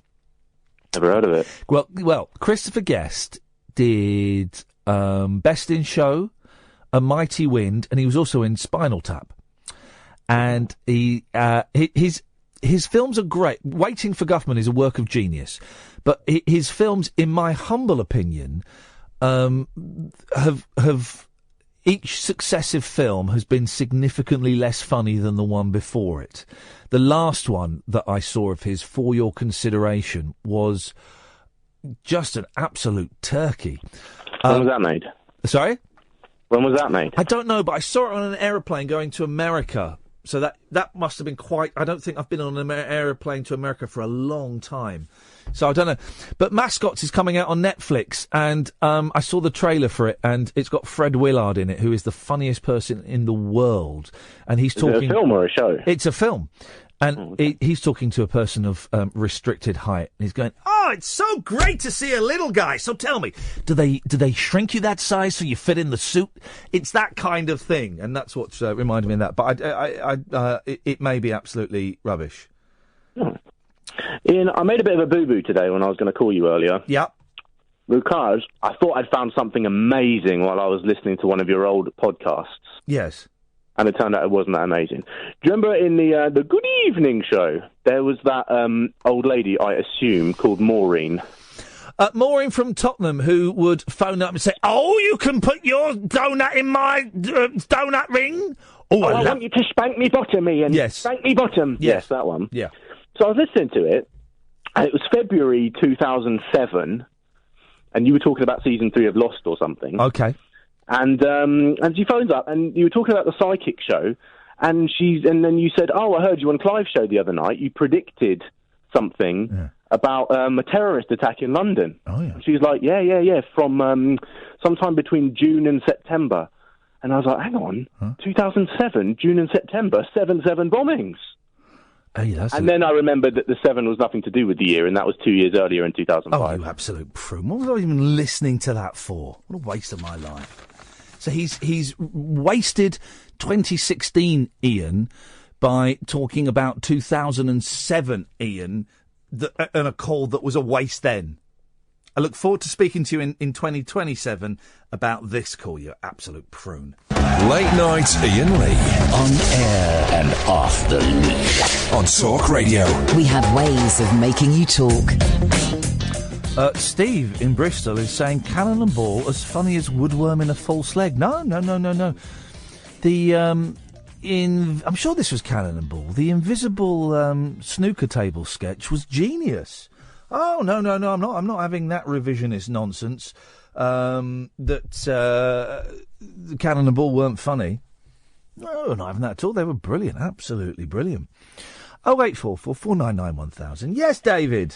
Hello, Ian. Hello, David. long time no speak. Is it? Yeah. Okay.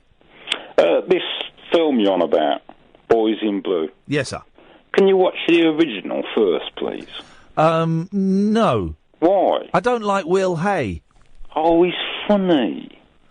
Do you not like him because he slags off Slough? No, I slag off Slough. I don't have a problem with that. No, he calls it Slough. Well, so did my Uncle Huey. Mm. I never got Will Hay. I always thought he was quite tedious. Whereas Cannon and Ball, beautiful.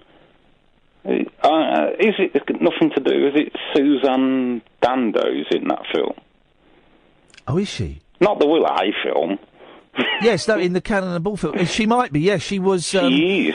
She was the sexy lady she was the British sexy lady in the early 80s, wasn't she? She was. She was. She had a very naughty look about her.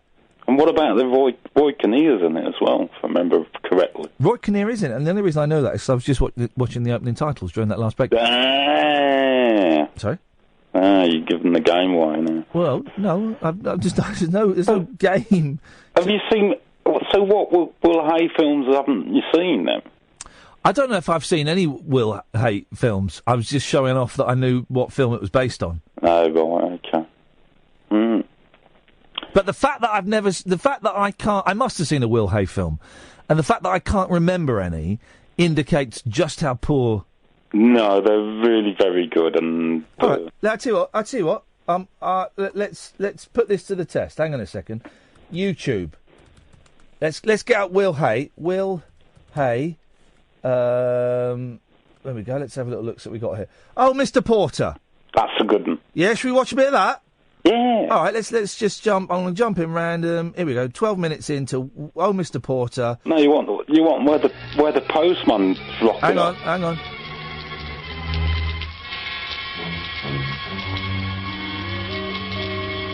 There's a man with suitcases in the pouring rain. Yeah. Next train's gone.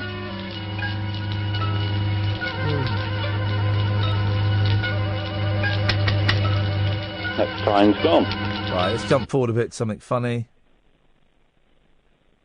15 shillings. Right? Well, I tell you what I'll do. I'll take the small pig in full settlement. So you not only steal me pigs, but you charge me 15 shillings for the privilege. Oh, that's a rule of the company. You can't break it. Oh, no. Well, here's where I break something belonging to the company. Hello? Has he gone? No. Oh, this is the station. What can I do for you? What's that? A fire? Where? At the farm? Whose farm? No, good gracious. Look, I have seen a Will Hay film. I remember him perfectly. It's what you might call, David, a little slow. Yeah, but the gags are good and clean. Your kids could watch that. Yeah, but they wouldn't. They wouldn't laugh. No, I suppose things have changed quite a lot since those days. Things have changed. Well, but funny's still funny. It's like a good Laurel and Hardy film still makes me laugh. Here we go. I think we got Will Hay phoning up. I think he is a good Marx Brothers film is still funny. I've never really watched Marx Brothers. But mate, watch Laurel and Hardy. You can't beat the chat up line, can you? When he's is it Way Out West, and he's saying, it's only 5 months till Christmas and all this rubbish. He's trying to make small talk with some woman. I guess you had to be there at the time. David, thank you very much indeed. Ty! Hey, Ian. Hey, man. So I really wrestled with making this call tonight, because I want to talk to you about Right to Die, and obviously it's taken a little bit of a left turn from funny or not so funny movies. And I really wrestled with making the call, but I have made the call now. You've made it, so let's go with it. And I like clunky gear changes, so go on. What do you want? And this proves perfectly that the show is about nothing and it's about everything, and it is led primarily by you lot. So what do you want to say about it? Well, I've got quite a unique story, and I was been catching up on a podcast. Yeah. So I only recently found out that it was your mum's birthday on Sunday. Yes. And that happens to be the 2nd of October, is the anniversary of my parents who chose to die on that day. And and that was obviously quite a sort of an important time for me. Yeah. And I really wrestled with making a call because I didn't want it to come over as really self-indulgent. I'm not fishing for sympathy or anything like that. No. But it's an interesting story, and Yeah, I go on. wanted to share it. And also wanted to kind of get your thoughts on some of the questions that comes with that. Yes. And because obviously I found out that it is your mum's birthday on Sunday, and from what I understand she's not very well, and she's in a home and all of that. Yeah. And because it sort of shares that same date, I think that's what made me sort of compelled to call. And I wondered what your thoughts were on your own sort of situation. If you were faced with a decision, with her decision, that she wanted to make that call, how you would have, or how you would feel with that. I don't know if she's in a position to. I would back her up entirely. Well, absolutely, and that's what I did, and I sort of figured that from the kind of idea of the person that you are, from what I get from listening to the show and stuff, that's sort of a no-brainer. But then you're kind of left with sort of questions afterwards. I have been left with questions afterwards, not sort of so much as should I have not supported them, or Can I ask, Ty, let me ask. Let me just clear up, join a few dots here in my head. So your parents chose to die on the same day? Yes, it's quite a unique story. Well, go on. What happened?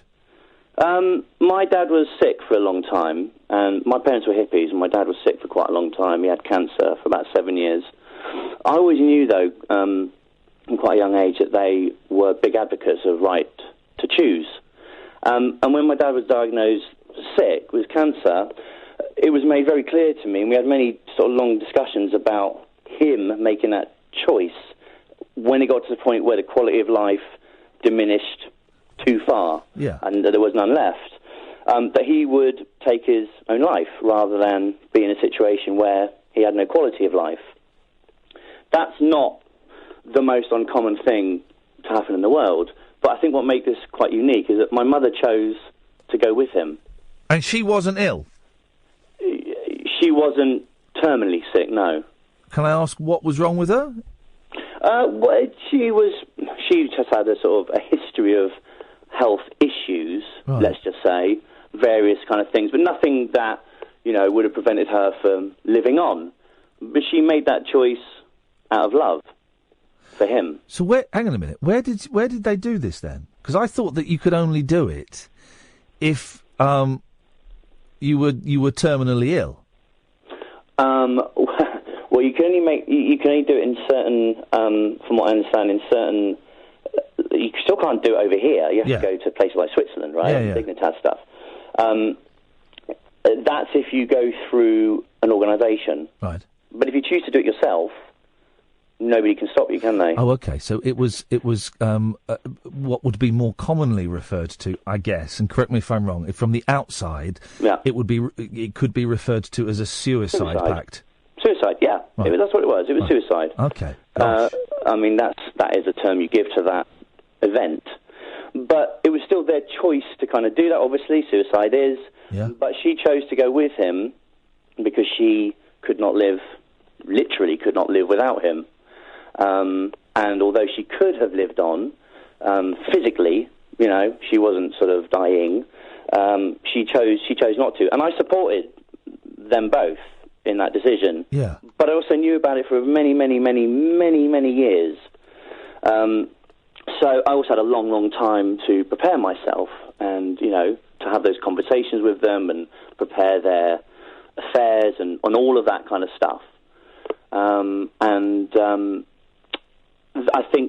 think her choosing to go with him is more, I don't know if I use the word shocking, but it's sort of what makes it more unique, I think, than many other cases. Oh, yeah, it certainly adds a different twist on things, yes. Yeah. And and it was just because when I just heard on the podcast, that it was your mum's birthday, and I know that she's in a sort of situation that isn't great, would you rather she had made that choice and could have gone before she got into a state? Here's an interesting thing. Yes, I have had the conversation with her years ago about, have you ever considered that your quality of life is not good enough and you would rather end it all. And she surprised me by saying, that she had that conversation with a friend in the care home, and she had decided that she wanted to stay alive. Well, that's all well and good. Now, when she got really ill earlier this year and she was dying, the doctors took me to one side and said, you have to decide whether you would want your mum, if she died, whether you would want her to be resuscitated. You know, there is a chance that she might die because of what is going on or because of an operation that we perform on her, and you need to decide whether you want her resuscitated. And what was really interesting, right? And I didn't mention this to anyone, but the doctors were leaning on me. This is really interesting, actually. They were leaning on me to say that I wouldn't want her resuscitated. Now, and the decision has already been made between me and my mother and my sister, and I'm not going to say what that decision is either way because it's kind of private at the moment. But the doctors were leaning on me. They were kind of it was weird. They didn't say. They didn't come out and say, we think you should let her die. If she dies, you should leave her at that. They said, no, they can't. They said, but you really need to take in consideration how frail she is. And bringing someone back to life is a physical trauma because they batter the bejesus out of you, to get your heart started again. You've really got to bear in mind the physical trauma and the quality of life she would have, and the fact that there is a slight chance there could possibly be brain damage and all of this. And they were basically saying, we think you should let her die if she dies, and all of that. It's slightly irrelevant, but it was an interesting tangent. But I kind of look back, and after the stresses we've had with the care home, which are all now sorted, and I look at my mum's quality of life, and when I visited her on Saturday, and I said this to my sister, and I felt terribly guilty. Part of me wishes she had died in May, because she hasn't got any quality. She has very little quality of life. She has very little quality of life. So I'm going off on a tangent. I forgot what your question was, but I think that people should have their own. It seems an absolute no-brainer to me that you should have the right to end your life if you're very, very ill. Yeah, and any kind of sane, reasonable person would have to support that. Well, no. I think. Yeah, that's because surely we've all got a choice over our own mortality. That's because that's what you think that's a sensible choice. I can kind of understand why some people don't think that. It seems like a no-brainer to me, but I understand why some people don't think like that. Some people are against the assisted suicide thing, which is a slightly different subject, because assisted suicide obviously brings up third parties, and then you have to start looking at their intentions, what they can to get. But right to die, where you're making your own choice as a person of good mental health, and you make a decision, that is clear and it's supported, and you get it notarized, etc., then how could anybody argue against? Well, then it could be argued though that you've still had pressure from an outside source. You've been coerced, into thinking that that's what you want to do. There is always that kind of... I don't buy the religious argument, and I've had arguments with religious people about only God decides when we die. Well, no, that's stupid. And they always say that pain treatment is so good these days. Well, it's still not perfect. I've seen people with cancer in agony. Yeah, and quality of life is every person's quality of life is different, and as that world diminishes, the standards at where you put quality, the bar becomes lower, and sort of your world gets smaller and smaller. And he went right up to the end, my dad, and literally had the last sort of 4 days that I physically saw, quality disappearing, because it happened very, very quickly at the very, very end. Ty, I have to interrupt because we're coming up to the news. Thank you for that, mate. Don't ever feel awkward about phoning in with stuff that's completely off tangent or off script. Those are the best. I get the most pleasure out of having those conversations. So thank you, man. Okay, well, good to speak to you. Thanks a lot, man. Take care. You never know what's going to happen, do you? You see? You never know what's going to happen. 084... Thank you for that, Ty. 0844 499 1000. This is Talk Radio. Across the UK, online and on DAB. Talk Radio. We have ways of making you talk. Talk Radio. 0844 499 1000. We'll have Dennis Locorriere from Dr. Hook on soon. This is Talk Radio. Late night, Iain Lee on Talk Radio. We have ways of making you talk. I don't believe it. Don't touch me. Hey, Ray. Hey, Sugar. Tell them who we are. Well, we're big rock singers. We got golden fingers, and we're loved everywhere we go. That sounds like us. We sing about beauty, and we sing about truth at $10,000 a show. Right. We take all kind of pills to give us all kind of thrills, but the thrill we never know is the thrill that'll get you when you get your picture on the cover of the Rolling Stone. Rolling Stone. Wanna see my picture on the cover? Stone. Wanna buy 5 copies for my mother? Yeah. Stone. Wanna see my smiling face on the cover of the Rolling Stone? That's a very, very good idea. I got a freaky old lady named a Cocaine Kitty who embroideries on my jeans. I got my poor old gray-haired daddy driving my limousine. Now it's all designed to blow our minds, but our minds won't really be blown. Like the blow that'll get you when you get your picture on the cover of the Rolling Stone. Rolling Stone. Wanna see our pictures on the cover? Stone. Wanna buy 5 copies for our mother? Yeah. Wanna see my smiling face on the cover of the Rolling Stone? Hey, I know how. Rock and roll!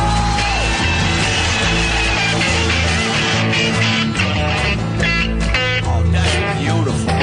We got a lot of little teenage blue-eyed groupies who'll do anything we say. We got a genuine Indian guru. He's teaching us a better way. We got all the friends that money can buy, so we never have to be alone. And we keep getting richer, but we can't get our picture on the cover of the Rolling Stone. Rolling Stone. Wanna see my picture on the cover? Stone. Wanna buy 5 copies for my mother? Stone. Wanna see my smiling face on the cover of the Rolling Stone? On the cover of the Rolling Stone. Wanna see my picture on the cover? Wanna buy 5 copies for my mother? Wanna see my smiling face on the cover of the Rolling Stone? Right up front, man, I can see it now. Put me on the front, smiling, man. Oh, beautiful. I love that song. Love that song. 084. We'll have Dennis Locorriere from Dr. Hook on later on, and he'll talk about the tour, and he'll talk about whatever he wants to talk about, because I could sit and listen to him for hours. And if I don't tell him the show is finished, he will sit and talk for hours. That's what he does. He's doing a tour. And there's... it's funny, some bands, there's a real musical snobbery about them, right? Like the Monkees have come out the other side of that now, but in the 80s I got a lot of stick for liking the Monkees because they were not a real band. And I think I'm now at the age, and I have been for quite a while, I like to think, where I'll listen to anything. Is it good? Is it good? I'll have a listen to it. You know, and I've got loads of stuff by acts that people would consider to be rubbish, but it's a really good song. So I kind of don't think I have that musical snobbery, but there still is around there about Dr. Hook. And the thing is, they're flipping brilliant. They're brilliant. There's kind of, there's 2 different Dr. Hook bands. There's like the slick pop machine of When You're in Love with a Beautiful Woman, you know. But even that hints at their kind of early, sort of slightly raucous naughtiness. When You're in Love with a Beautiful Woman, it's hard. The double entendre is intended, guys. But there's that, and the pop hits are great, more like the movies. What a song, a little bit more. All of that stuff's brilliant. There's the pop slick machine, and then before that, it's this weird band of people of different ages, and they look weird, and there's a lot of hair, and there was an eye patch, and is really hard to quantify and to put into a genre, and I love that. I love that about them. Their first few albums are just like kind of like country folk rock excellence with loads of songs written by Shel Silverstein, who wrote Boy Named Sue and I'm Being Swallowed by a Boa Constrictor. He wrote that. You know, he also wrote Sylvia's Mother, you know, so if it's a good song, that's all that matters to me. 084, anyway, he's coming on about past. And if you want to talk to him, you know, boy oh boy, he'd love to talk to you as well. So if you want to have a chat with him, 0844 499 1000. Tina! Hello, how are you? What kind of cake? Oh, I've got the best one ever. Oh, yeah. Cadbury's chocolate gâteau. That is very nice, but I am suffering from severe indigestion today. Oh. So you can finish it off. No, I haven't even got one. Oh. Do you know what I fancy? You know what I'm going to buy myself for tomorrow? I'm going to eat it all on my own. A bloody Viennetta. Oh, yeah. I'm gonna do it. The kids are at school tomorrow, and I'm gonna sit at home. I'm gonna get bloody Viennetta. I'm gonna eat it all myself, all of it. Absolutely delicious, decadent. Or if you wanted to go really old school, you could get yourself an Arctic roll. How do they make that?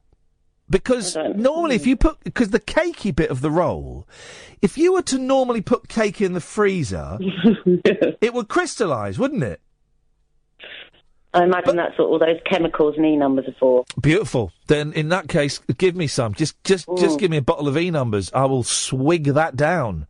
Do you remember those mousses? Do you remember the super? Was it Super Mousse? I do remember Super Mousse, yeah, and you pulled the cardboard... They were in a little tub. Yeah, you pulled the cardboard lid off, and it was... Yeah. That's it. Yeah. Super Mousse. I'm gonna go and buy them, and I'm gonna buy some jubblies, and all manners of 80s sweeties. Mm. Oh, that was a strange noise you made there, Tina. That wasn't... Well, if you knew what it was, I was smoking. Oh, okay. Well, yeah, okay, fine. What you called in for? I spoke to you the other night, and I've got ADHD, so now the thing I was phoning in about... I'm all over the place. I want to speak to you about loads of stuff now. Yeah, go on. Right. Okay. So, I phoned in. You know, the guy before was talking about, the suicide pact. Yeah. I missed your show. I listen most nights, but I missed that. I missed the show that Andy phoned in about and had a rant and said you were very depressed. Oh, yeah. Yeah, well, I missed that show. Yeah, it's out there. It's on a podcast and it's on YouTube and stuff. Oh, I listened. I had my head in my hand. Yeah. So anyway, I don't mean anyway, like flipping it aside, because it wasn't a serious issue, but... Well, it was, but, you know, a lot has transpired since then, so I wouldn't worry about that. Because I have my ADHD issues, I have to get back to the point or I'll forget it. So the man you were talking to before, you were talking about assisted suicide. Yeah. You had that day. Yeah. And I suffer with depression, and I hadn't had a day like that for a while. Yeah. So when you were talking about it, even though I knew what you were talking about, I hadn't had one for a while. And then I had one yesterday. Yeah. And it was awful. What? Awful, hang on. What day do you mean? I'm confused slightly. You mean a down day? A down day. Yes. A proper down day. Okay.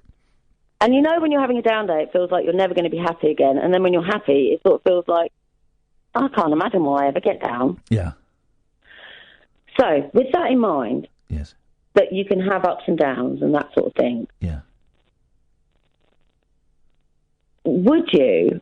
How if you had assisted? If not you, if the world, if the country had this assisted suicide option, how would you allow for people like us?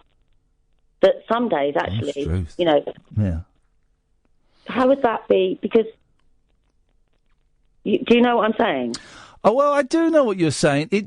But as that caller kind of said, it's all more complicated than that, isn't it? If it's his parents obviously did it outside of a suicide clinic, for want of a better phrase. They did it themselves because he was dying and she wanted to die with him. Right, I must have missed that. Yeah, so that was. I must have missed that little. I'm so sorry. No, don't at all. It's okay. No, I know, and I get totally what you're asking, and it depends. I mean, if you go to Dignitas, which is the place in Switzerland, is it Switzerland? Yeah. I don't know. I have looked at the Dignitas website for another show I did, but I can't remember it. But I don't think that you can go to Dignitas with depression and say I want to die. I don't think. I could be wrong. But if people keep talking in the way they're going, if this is going to continue with the momentum it's going, this idea that dogs and cats get treated better than humans in their hour of need. Obviously, there's people who.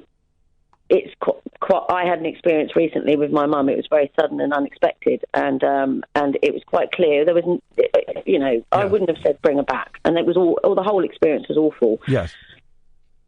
So that's a clear-cut case, more or less. Yeah. But obviously, there's some people wouldn't see that as a clear-cut case, though. Well, I'd never had experience in this field whatsoever in my entire life until I got a phone call, and then I was on a plane, and then I was told you've got an hour, and I was there within the hour, and then an hour later, my mum died. So I don't think, unless you've ever been in that situation, I think it's extremely hard to comment. It's easy to imagine. Yeah. But in my situation, looking from a personal point of view, it wouldn't have been nice, the right thing to do if they'd said, "Okay, she's died now. Should we bring her back?" But that's not so much what I was thinking about. It was more the people like us, that there can be. I've had depressed people. What should, if there was assisted suicide with a load of depressed people going? Well, it wouldn't work, and they wouldn't be. You wouldn't go into the hospital or the clinic and say, "I've got really bad depression and I can't face the world. I want to kill myself." It wouldn't work like that. But there is nothing to stop you killing yourself now. There is nothing to stop me killing myself now. So there is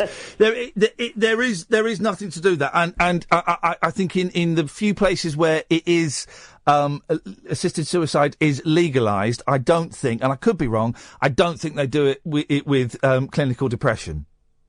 Okay. So I think that protection is in case. Here's an interesting thing. We're going to get someone on from the Samaritans, maybe this week or next week, right? Okay, I've got something to say about that. Hang on a second, right? And they sent me loads of stats and figures. Did you know, right, that someone commits suicide in the United Kingdom once every 90 minutes? Every 90 minutes? I didn't know it's every 90 minutes, but I do know that suicide is the biggest killer of men under 35 in the UK. Under 45, yeah. It is and I imagine, do you know what? This is going off somewhere. I imagine it's going to get worse because... Yeah? Oh, God. Because... I'm going to get hated for this. Go on, say it. As much as it seems that women keep saying, then there seems to be... With the rise of women... Yes. In the way that things are going... Yeah. What is probably a little bit of an unbalance, because men have been... they're very powerful for so long. Yeah. Oh, God. Am I going off somewhere here?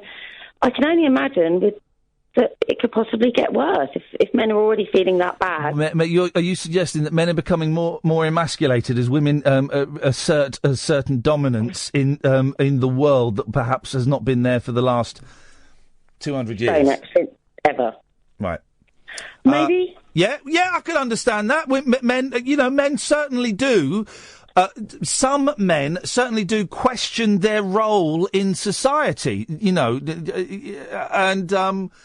but I don't know. I don't know what the suicide figures are for women. It'd be interesting to know what they are, because I think that's going to be a shock. I think I read somewhere there was a rise in that. But Tina, I've got to move on because I've got Jonathan. Then we've got a guest coming on.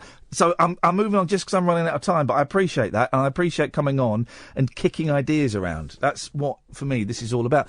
But someone kills themselves in the United Kingdom every 90 minutes. I just found that incredible. And Samaritans gets a phone call every 6 seconds. Flipping heck. Jonathan, stay there. Come to you after this. The radio show for people who know the best part of the day is the night. Late Night Iain Lee on Talk Radio. We have ways of making you talk. 08444991000. If you want to speak to Dennis Locorriere, you're more than welcome to. Jonathan, what kind of cake? Hello? Hello? What kind of cake? I don't care. I'm not here to talk about cake. OK, thanks for calling. 08444991000 is the telephone number if you want to give us a call. She's not in the mood for that. Kath, come join...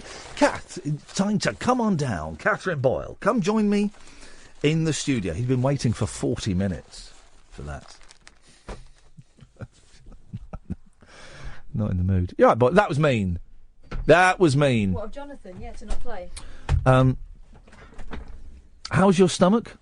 Well, you're wearing Simon Cowell's today, aren't you? I know, yeah. Very they're high high-rise waist trousers. Yes. Yeah, they're sailor trousers. I've done an experiment on myself today, and it's not paying off. What experiment did you do? Well, you know, milk has been disagreeing with me lately. Yes. Well, I ran out of the other stuff, so I said to Ed... By other stuff, she means almond milk. Well, and I've tried soy milk as well. Yeah. And both of them taste a little bit funny, don't they? Cat's let's be milk? honest. I haven't tried anyone else's milk. I don't want to try any animal's milk. Well, I hate to break it to you, but a cow is an animal. I know, that's why I'm not drinking cow's milk anymore, right? Except I ran out. So I said to Ed, give me some... Can you make me some milk? Normal milk. Give me some of your milk. No, I didn't say that. Give me some normal milk and let's time how long it takes for the gurgling to start. Yeah. Half an hour. Hey. Something's happened to me. I'm not normally a special needs eater. I don't think you can say special needs. Well, you know what I mean? I don't have dietary requirements, but it turns out... You do? Now I can't drink milk. I think this place is poisonous. Not just in the horrible politics that you'd hear between 10 and 1 in the morning if the radio station operated. But I think it's so filthy and it's so full of sport billies and kids that don't clean anywhere. I bet this is an absolute health hazard. I've been watching the... I'm not going to do it for filming, but I recommend it on Netflix, the Amanda Knox documentary. And it's all about DNA contamination and how the 2 times she was found guilty out of the 4. Incredible story. Found guilty twice, found not guilty twice. Luckily for her, she was found not guilty the last time.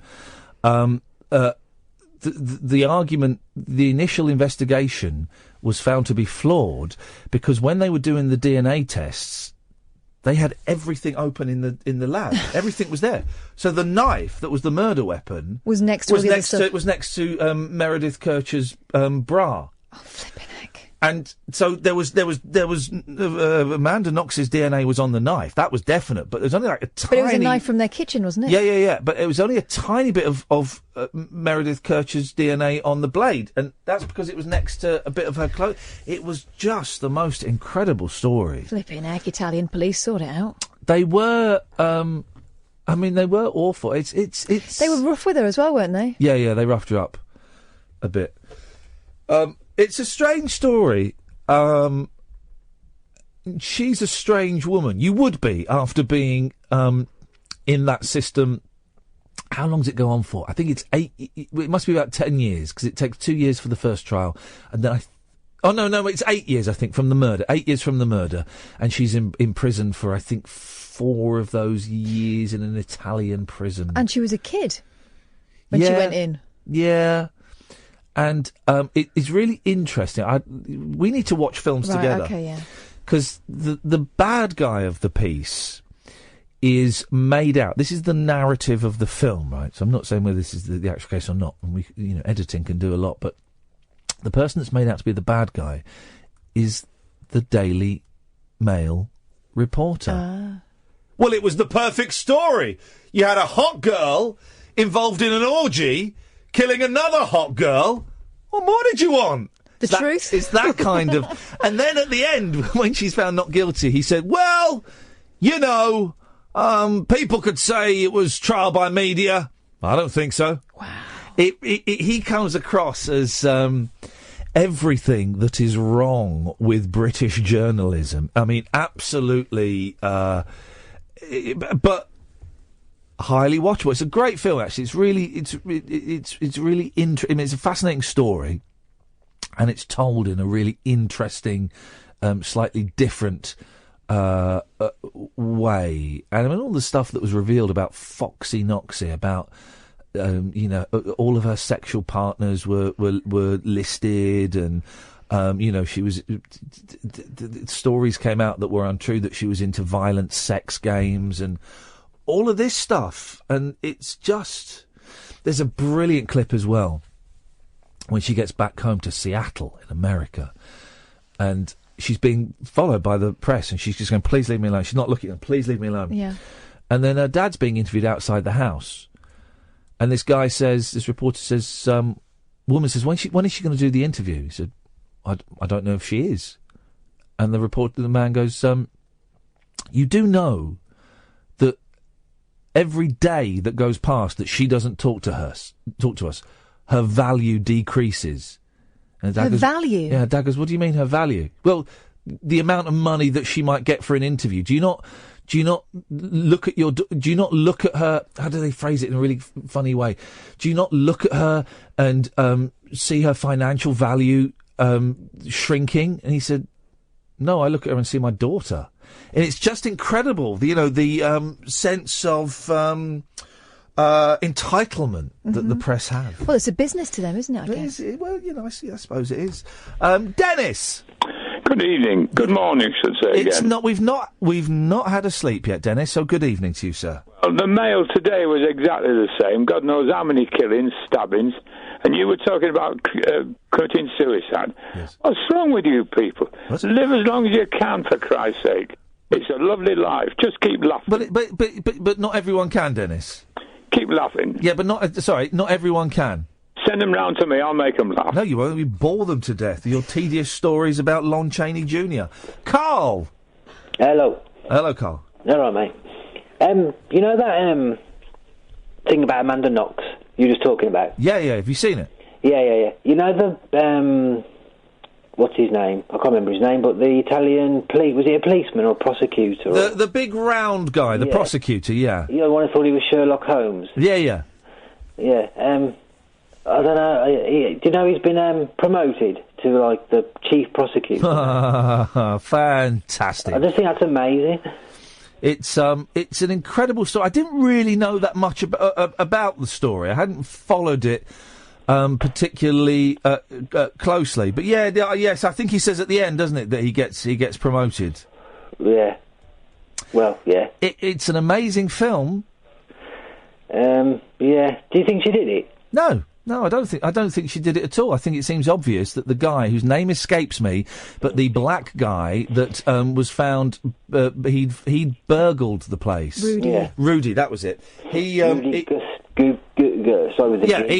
a burglar. He was a known burglar, and in his initial, he had a Skype conversation with someone saying, "I've done something terrible." By the way, Amanda Knox had nothing to do with it. I don't know why the police are even questioning her. And then he went in court and blamed it all on Amanda Knox. So, no, I don't think... no, I don't think she had anything to do with it. Or the other lad, her boyfriend. No. Raffaele Sollecito. All right, mate, just because you Googled it. I didn't. I didn't. I'm just Googling now to find out what Rudy's surname was. What do you reckon, Carl? No, she probably didn't. They should have come to you two first. Of course they should have done. No, thank you very much indeed. Nah, she probably didn't. Rudy Guede.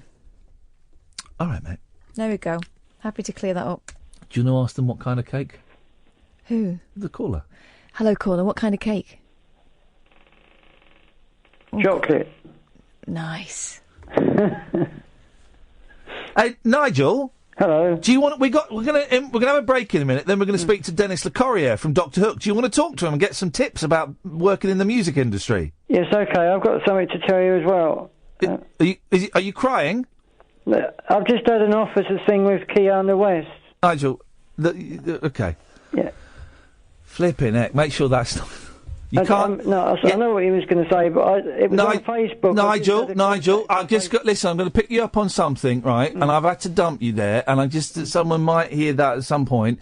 Oh yeah. That word you used to describe Kanye. Yes, I know. I'm sorry about that. I didn't mean to say the wrong word. Okay, well, I just want to make it clear that word you used is an inappropriate word, and it could be considered by many, many people to be racist. Now, I know you didn't mean it in a racist way, to be rude. but if you use that word again, I'm going to have to cut you off. Okay? Okay. Okay. So you're going to sing with Kanye West, are you? I'd like to. I've had an offer from him. Yes. So that would be nice, wouldn't it? Make a remix. Do you know what, Nigel? I'm going to let you go tonight, I think. Why is that? Because I am not equipped to deal with someone who is living in such a world of fantasy and lies. Someone is manipulating you and someone is lying to you. You have not had an offer from Kanye West. A friend of mine on Facebook said that he sent me a photograph of them meeting. Yeah, I think Kanye West's got a bit more to deal with. His wife's just been robbed at gunpoint, so... I don't even know the person. I've never heard of him before. Before I saw this picture. Yeah, Nigel, someone's winding you up, mate. Kanye West... Well, it doesn't matter anyway. No, it doesn't. I'm going to let you go, man. Okay. I just the vibe didn't feel right there. No. Really. You won't have heard that word, but just in case, we won't put Nigel in the podcast, but just make sure that... Flippin' heck. Facebook, eh? Nigel, huh? Mm-hmm. I haven't heard that word for years. No. Let's have a break. Let's get Dennis up. Late night, Iain Lee on Talk Radio. We'll get you talking. Man alive. Captain, you sticking around for this? Go on then. Just if you spot any gap in speaking, dive straight in there, all right? This is Dennis Locorriere. There'll be no gap. No, we're only got him on for 29 minutes. He's taken a deep breath and he's ready to go. Are you there? Hello, Dennis. I'm here. I'm just being quiet to fly in the face of everything you've just said. You don't know the meaning of the word quiet, Dennis. You don't know the meaning of the word. Come on. What's better? Would you like it to be a longer question than it is an answer? Let's do the shorthand for those who don't know, although we talk about you a lot on this show, because I know that you listen and you message during the show. This is Dennis Locorriere, brilliant singer-songwriter, done loads of solo stuff. You will probably know him best from such hits as Sylvia's Mother, When You're in Love with a Beautiful Woman, and basically and I was trying to explain earlier on, Dennis, right, for me, I don't know if you see it like this, for me, Dr. Hook is two separate bands. There's the slick kind of pop machine of, more like the movies, a little bit more, When You're in Love with a Beautiful Woman, which is the later years. But there's also this weird, like the first few albums, this weird kind of barroom, country, punky, weird, dirty sort of band. Does that make sense? Yeah, no. And those early albums were really what the band was like. I mean, it was very organic, and it was in the studio, and it was very shambolic and ramshackle, and then we had a couple of hits like Sylvia's Mother and cover of Rolling Stone, and we did all right. We played support act for a bunch of groups in America and stuff like that, and then we went bankrupt. So we got haircuts. I put on a little eyeliner, and we recorded some stuff that would get us on the radio. Was that the actual plan? Like, guys, we need to make some money. We're going to let's become a slick pop machine. Well, yeah. I mean, I've told this story recently to someone, but there was a radio station in Cleveland, WMMS, and it was a big tracking station, and tracking stations were like, they were a handful of them across the country, and if they went on your record, if they started playing your record, dozens of smaller stations would go on, and it was really good to get these stations. And there was a woman named Rosalie Trombley. As a matter of fact, Thin Lizzy sang about her, Rosalie. She was a program director, and she was a hard case. She was a hard nut, and she didn't particularly care for us when I looked like Bigfoot with a guitar, So we went up there when Sharing the Night Together came out, and I'd gotten a haircut, and we'd all kind of cleaned it up, and we walked in there, and she looked at me, and she said, "Oh yeah, that's better." And they went on the and she went on the record, and I, in later years, I thought to myself, a lot of groups had to ply them with cocaine. I just had to get a haircut, so it was a small price to pay, But no, it was a conscious effort to. Because the show, Ian, the show always stayed fun. Yeah. As a matter of fact, the people who knew us kind of forgave us our haircuts. What period? And I love this story, and I know I've mentioned it before, but I just think this is, people that think that Hook are a silly band, and I know there's snobbery around. This is the most rock and roll thing I've ever heard. What phase of your career were you in when you did a naked encore in Sweden? Whoa, what? Well,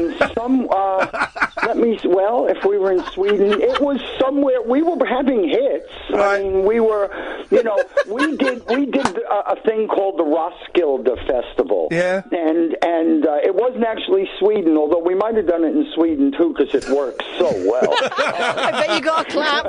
No, our philosophy was we're going to take our clothes off and we're going to keep them off till somebody notices. Oh, Jesus.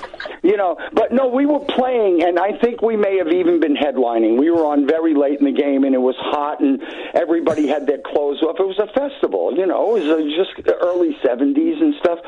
And so we came out naked, and the guitar players were the lucky ones. And we just did it, and it wasn't really a big deal. But then a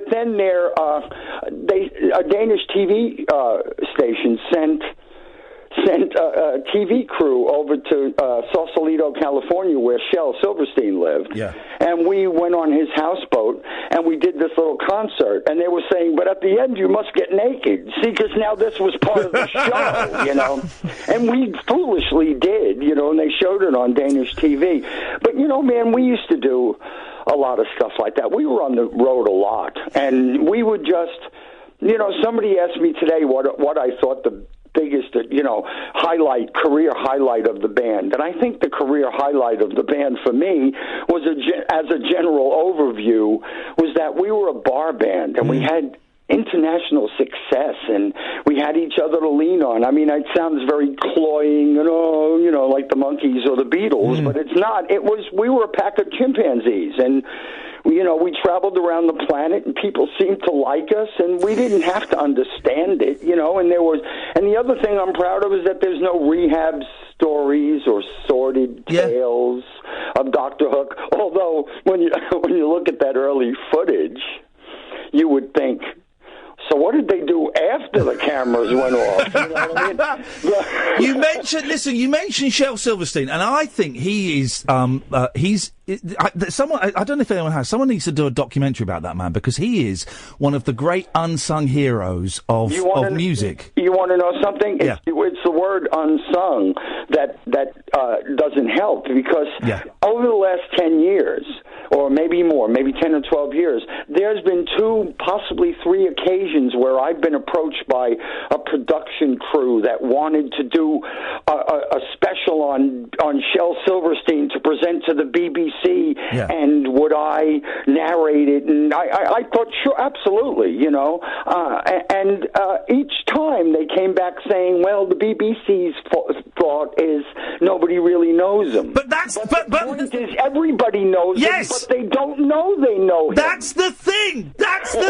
They don't know the name. That's why the programme needs to be made. I mean, he wrote loads of hits for you, and obviously Sylvia's Mother being the big kind of crossover hit. But he did Ballad of Lucy Jordan. Was that one of his? Yeah, Ballad. We recorded that first, but Marianne Faithfull had an international hit with it, and it was in that Up for an Oscar and Thelma and Louise. And he wrote Boy Named Sue for Johnny Cash, which is like an iconic record, for country music, and One on the Way for Loretta Lynn. He also wrote a lot of things. He wrote a song that we there we go. There's trying to find the gap. He wrote something as well that and I didn't know for ages. A song we used to play on another show we did, and we played it every morning. And after about a year, I thought, I wonder who wrote this. It was Shel Silverstein. Yeah, I'm being swallowed by I'll tell you what. He wrote the Unicorn. for the Irish Rovers, humpty-back camels, and you would think somebody in a cable knit sweater wrote that 200 years ago, you know, and that was Shell. What was he like? Was he? Because you see pictures of him, he looks like a big, imposing man. He wasn't that big, but he was very, very dark looking, and he shaved his head, and he had a dark beard. I'll tell you what, man, I was a fan of Shell's before I ever met him, because he had these albums that he would put out, and he didn't have the best singing voice in the world, but he had such an expressive voice, you know, and I used to love these records of his because he'd have something on there that would make you laugh, and then something that would break your heart, and I used to think, how cool. And one day I saw him standing on a street corner in New York City, and I did not have the nerve to go up and say hello to him because he looks very gruff. Truth is, he's a lovely guy, sweetheart, very approachable. But I didn't know, and I kind of hung back until a friend came and they wandered off. Maybe they got in a taxi. I don't remember. And I thought, well, there was that. And somewhere within the next year, let's say, we were rehearsing somewhere, doing something. We were just a bar band, and somebody had heard us, and they came in and said, we really like you guys, and we want you to learn these songs now on this cassette. Don't mind the guy's voice. He can't sing. And they put the cassette on, and it was 2 songs of Shell's, and it was for a movie, Who is Harry Kellerman, and why is he saying those terrible things about me? A real... Snappy. There's a film ring, film Snappy title. But I mean, we were in that film because Shell saw something in us, and you know. But when I heard that tape, I thought, oh man, you know, because right then I would have sold my soul to the devil to work with Shell, and in some ways I did, but that's a whole other show. But you know, Shell was brilliant for me because he was older than me and he was knowledgeable, and I say it in the show, but I mean, when I met him, he'd been everywhere, he'd done everything, and he had a song about most of it, you know. And my favorite hook songs to date are the story ones, man, because I get to tell a story, and you don't get complacent when you're telling a story. If you're singing Sexy Eyes, which is a big hit record, and people love it, and of course it's in the show, but... You know, I could probably have a conversation with my dead mother in my head while I was singing that song. But while I'm doing the Ballad of Lucy Jordan, I have to be very careful not to put her on the roof too early. Well, it is. You've got to perform it. It's acting, isn't it? You're acting that song. That's what I always appreciated about Shell's material. And then in my favor, after the band was over and we hadn't seen each other for a while, he called me and asked me if I would perform a one-man play of his because he knew... As you just said, he knew I could act his material, and it was a poem, and so our relationship went on, and, you know, quite honestly, when he passed away, and I hate to say stuff like this because it always sounds like, oh, sure you were, but when he passed away, we had already talked about doing another album together in some capacity. Man. Some stuff we'd written together, some of his, because he was I'll tell you what, as prolific as he was, Ian, he was a very giving guy, you know. I mean, he was the first person, he wrote everything on the first 2 Hook albums. Maybe we wrote 1 or 2 little things. And he was the first one to say, you guys need to start writing, or they're going to think you're nothing but a mouthpiece for me. I mean, he really pushed us. And, you know, when I put out my first solo album and sent it to Shell, he called me and went, man, when did you get better than me? Oh, fantastic. Because the guy was brilliant, you know. But I'll tell you the coolest thing. When I hadn't seen Shell for about 6 or 7 years, he invited me to come down to Key West and just sit with him, and I did. I went to his house, and I didn't even have any money after Hook. It was a whole palaver, and everybody was broke. And he flew me down there, and I sat, and I sang him some stuff, and he was always very flattering. And if he was critical at all, it was always to the good, where you'd go, oh, thank you, man, you know. And he sang me a couple of songs, and he sang this one particular thing that just blew me away. And I said, oh, man, that's unbelievable, Shell. And he said, do me a favor, man. And he turned his notepad around, because he'd only written it recently, and he gave me his guitar, and he said, sing it to me.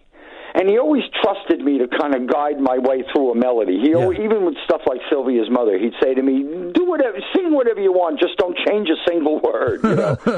So I sang this song the best I could remember, reading the lyrics back to him. And after I did, he said, he looked at me and he went, "Damn, that is a good song." And I thought, how cool is that for me, that I have to sing his song back to him for him to know it's brilliant, you know what I mean? I thought, that's a nice place for me to be, you know? So I learned a lot from the guy, and he was, you know, he's the kind of guy literally that would say, "I'll be right back," and you'd see him 6 months later. And there's a break. Get in there now, speak. Dennis, can I ask you? Yes. Bob Durst, the Jinx. Yes. You've not seen this, Kath, so we've got to tread carefully, right? Do you need me to go out of the room? No, don't go out of the room. I think we're beyond that. But no, I won't. Yeah, no. Trust me. I have a friend who just tells me. He says, "Have you ever seen that thing that ends like this?" You know. Because I've just watched that in the last couple of weeks, and you tweeted. You said, "Oh, I've watched that. It's a cracker." What do you make of it? What was it? A big story in America when all this happened? For some reason, it went right by me. It should have been. Yeah. Maybe I was already here. I can't remember how long ago it was, but it certainly should have been a bigger story than it was. But to tell you the truth, you know that fox catcher, you know that coach with the wrestlers, that should have been shouldn't have been such a surprise to me either. I think at a certain point in America I stopped paying attention. You've been to America, haven't you, Dennis? You've been there. I've been there a few times. I think I just stopped paying attention when I was about 12, to tell you the truth. Have you got any more documentaries that you can recommend? Because we seem to have a similar taste in these things. Oh, I do. I like a lot of documentaries. You know, I'll have to think. You know, put on when you say it like that. But I mean, I like documentaries, and I know you can lie and be just as fictional with documentaries, but you got to be a little more. Creative, you know. What? I mean, of course, you watched The Making of a Murderer thing. Yeah, right? I watched that. That was I thought that was dragged out a little bit too long. Yeah, now there's 10 episodes. And you know what's really funny? There's supposed to be a second one, but now it's Making of a Murder series 2. I mean, now it's the same story, story, or a different. Man, we are gladiators, pal. We really want to see somebody beheaded, don't we?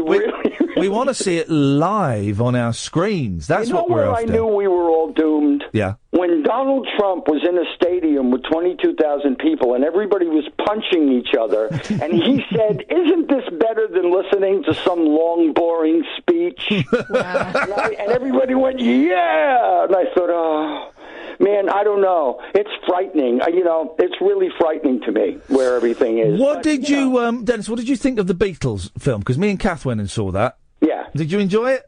Yeah, man. You know, you're talking to the wrong guy, man. I just like looking at them. Yeah. It centers me. It makes me feel serene and peaceful. I mean, you know, it's like some people go and look at that Indian thing with the elephant, you know, and with all the arms. The Beatles. So yeah, I loved it. I went mostly though to hear it in a cinema, because I don't have a sound system to speak of. I have a little, you know, CD player. I mean, I'm not an audiophile, and I live in a flat. You know, I don't play anything. The babies downstairs cry louder than my CD player. You know, so. But I went mostly to hear it. But I really am a Beatles fanatic, man. And you know what fascinates me about them is that they're iconic at every step of the way. No matter what age they were. You go, yep, the Beatles, you know, and I don't think it's going to happen again, man. I don't think we'd let it happen again. I don't think we trust anything. We don't even trust that the next big thing will come along unless we friggin' manufacture it now. You know what I mean? By Christmas, we better have the next big thing. Yeah, exactly. I don't think it can, but for that whole decade, from, you know, sort of 62 when they kind of burst onto the scene till 70, they just look cool. Every step of the way, they looked cool. Even when they looked stinky. Yeah, oh yeah, totally. They look so cool, those guys. I know. Even with suits. Yeah. Even though, you know, John Lennon was going, why'd they put us in suits? But, you know, they hit on an interesting thing. McCartney seemed to get it more than some of the other guys. You know what I mean? A little less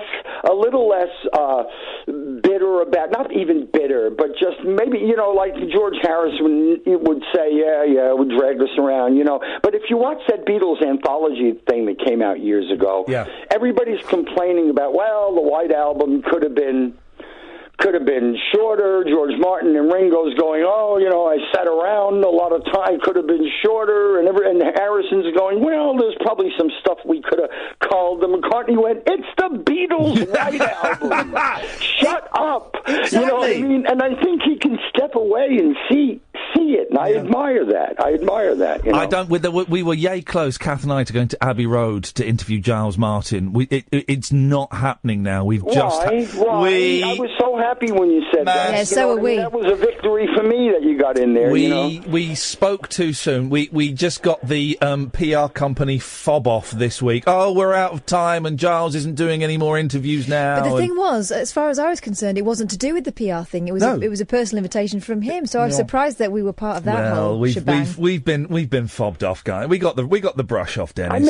I met his father in Muscle Shoals, Alabama, when Hook was together. We were recording, and George Martin was overseeing, executive producer on a film called Honky Tonk Freeway, and it was one of those, like, it's a mad world knockoffs with a lot of stars all crashing in cars and stuff. And we were supposed, and all these different acts were submitting songs and to be on the soundtrack. And George wasn't producing everything, but he was executive producing everything. And he came down to Muscle Shoals, and we met him, and he listened to a track that our producer had done, and we went to dinner with him, and he was just a lovely guy, and I made him laugh a bunch of times, which was, I made him laugh till, at one point till part of his drink came out of his nose, and that's a victory for me. I think that was great. That'll do. And I said to him at one point, somebody said to him, so when you guys were doing this, did you know what you were doing, or were you just guessing? And I said, please don't tell me you were guessing, because I did everything you did. Every mustache. Please don't tell me this was the garden path. But it was brilliant. He was a lovely guy. I didn't know you... We didn't get on the soundtrack. Between me and you, I don't think he actually liked our producer.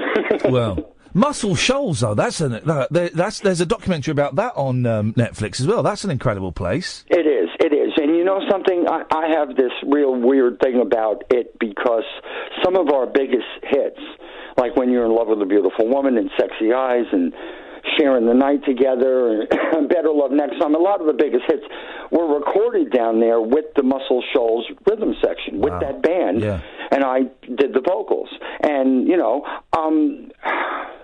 it was always a sore spot for me, because I didn't really like bringing that up, because it always felt like I was denigrating the guys in the band, because they were a brilliant road band and a great show, and they were friends of mine, but they weren't on a lot, and it happens all the time. Neither were the Byrds, you know what I mean? And they're in the Hall of Fame. So, but I've gotten older here now, I kind of want people to know that I recorded songs with the same rhythm section that played I'll Take You There by the Staple Singers and Aretha Franklin records and Paul Simon and Bob Seger. I want people to know, as a singer, not as a member of Dr. Hook who, you protect the thing.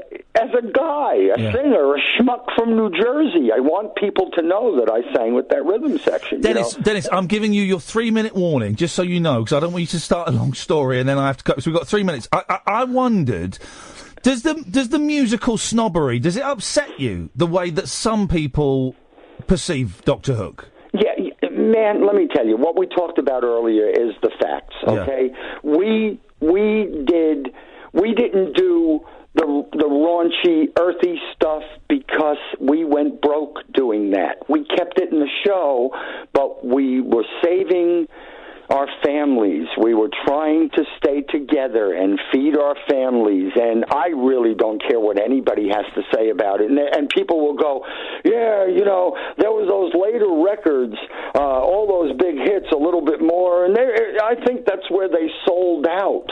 No. And, let me tell you something, man. if you go to any record store, if you can find one anymore, but if you look for Dr. Hook anywhere, on Amazon, anything, and you go to the greatest hits section, that's the ones that sell the most, and it's those songs. If we would have just had Sylvia's mother cover Rolling Stone, Ha Ha, isn't that the guy with the long beard and the guy with the eye patch, we would have been relegated to the past. We would not. It was those later mainstream hits that got the band across the board. Is why people still talk to me. Why I'm touring here and stuff. Fortunately, is selling out because it had and they liked the earlier stuff, but it wasn't what was sustaining us, man. It really wasn't. So you can tell me whatever you want. Yeah, well, that's where I think you went wrong. Oh, where I decided to eat. Okay, well. Everyone has an opinion on how you and how I and how Kath and how everybody involved in, how show business should do it. And how I know, Ian, I hear and read people's opinions of you every day. Yeah, I know, exactly. I don't know how you take it, pal. I really don't. Nah, but just, you're tough. I mean, what are you going to do? What are you going to do? I mean, if you're going to stand there like that and say, call me. For those, Dennis, when I have a little meltdown on Twitter, Dennis will send me a message saying, you're right, pal, come on. You can do it. Dennis, listen, it's a pleasure to talk to you. I'm looking at the dates here, DennisLocorriere.com, or you can go to, it's at Dr. Hook Official, yes. At Dr. Hook Official on Twitter, and also drhookofficial.com is a website now. Loads of them are sold out. Kings Lynn, Norwich, Truro. The shows sound like they're going really well. They are. They really are, man. And, it's a thing. I think walking away from it for a while helped me feel like I was enslaved to it. Not that anything I did was a bigger success, but that wasn't the point. I mean, I was ready to go fail at something new. More than I was ready to just go sing When You're in Love with a Beautiful Woman again, And then people go, oh, I remember you. And I check my pulse, and I make sure I still have a reflection in the mirror. And then I get on to that. There's still a few shows where you can get tickets. Salisbury, Scarborough, Poole. Hey, could you put me and Kath down on the door for St Albans? Yeah, you are. There we go. You see, this is what it's all about. I didn't know you were bringing the lovely Kath. Yes. I thought you were going to have to go out and make a friend, Ian. I was worried. Well, our friend Justin Dealey might be coming along as well. Who you've visited. Dennis, listen, man, we've got to go. You have an open invitation anytime you want to come on, and if you want to talk about Hook, or you want to talk about the Beatles, or you want to talk about whatever you want, man. The fact that I grew up listening to you, and I consider you a friend. So thank you very much, Dennis. Thank you, man. I appreciate it. Hey, Kath, someday I'll come in there and we'll say hello in person. Oh, how wonderful. Well, I'll find you in St Albans. We'll see you soon, man. I'll see you there. We've got to end! Dennis, okay, I love you. I'll speak to you soon. I respond to a dial tone, pal. There we go. I'm cutting him off. There we go. I've just cut him off. God, I love him. Back tonight at 10. Across the UK, online and on DAB. A new kind of talk radio. We'll get you talking.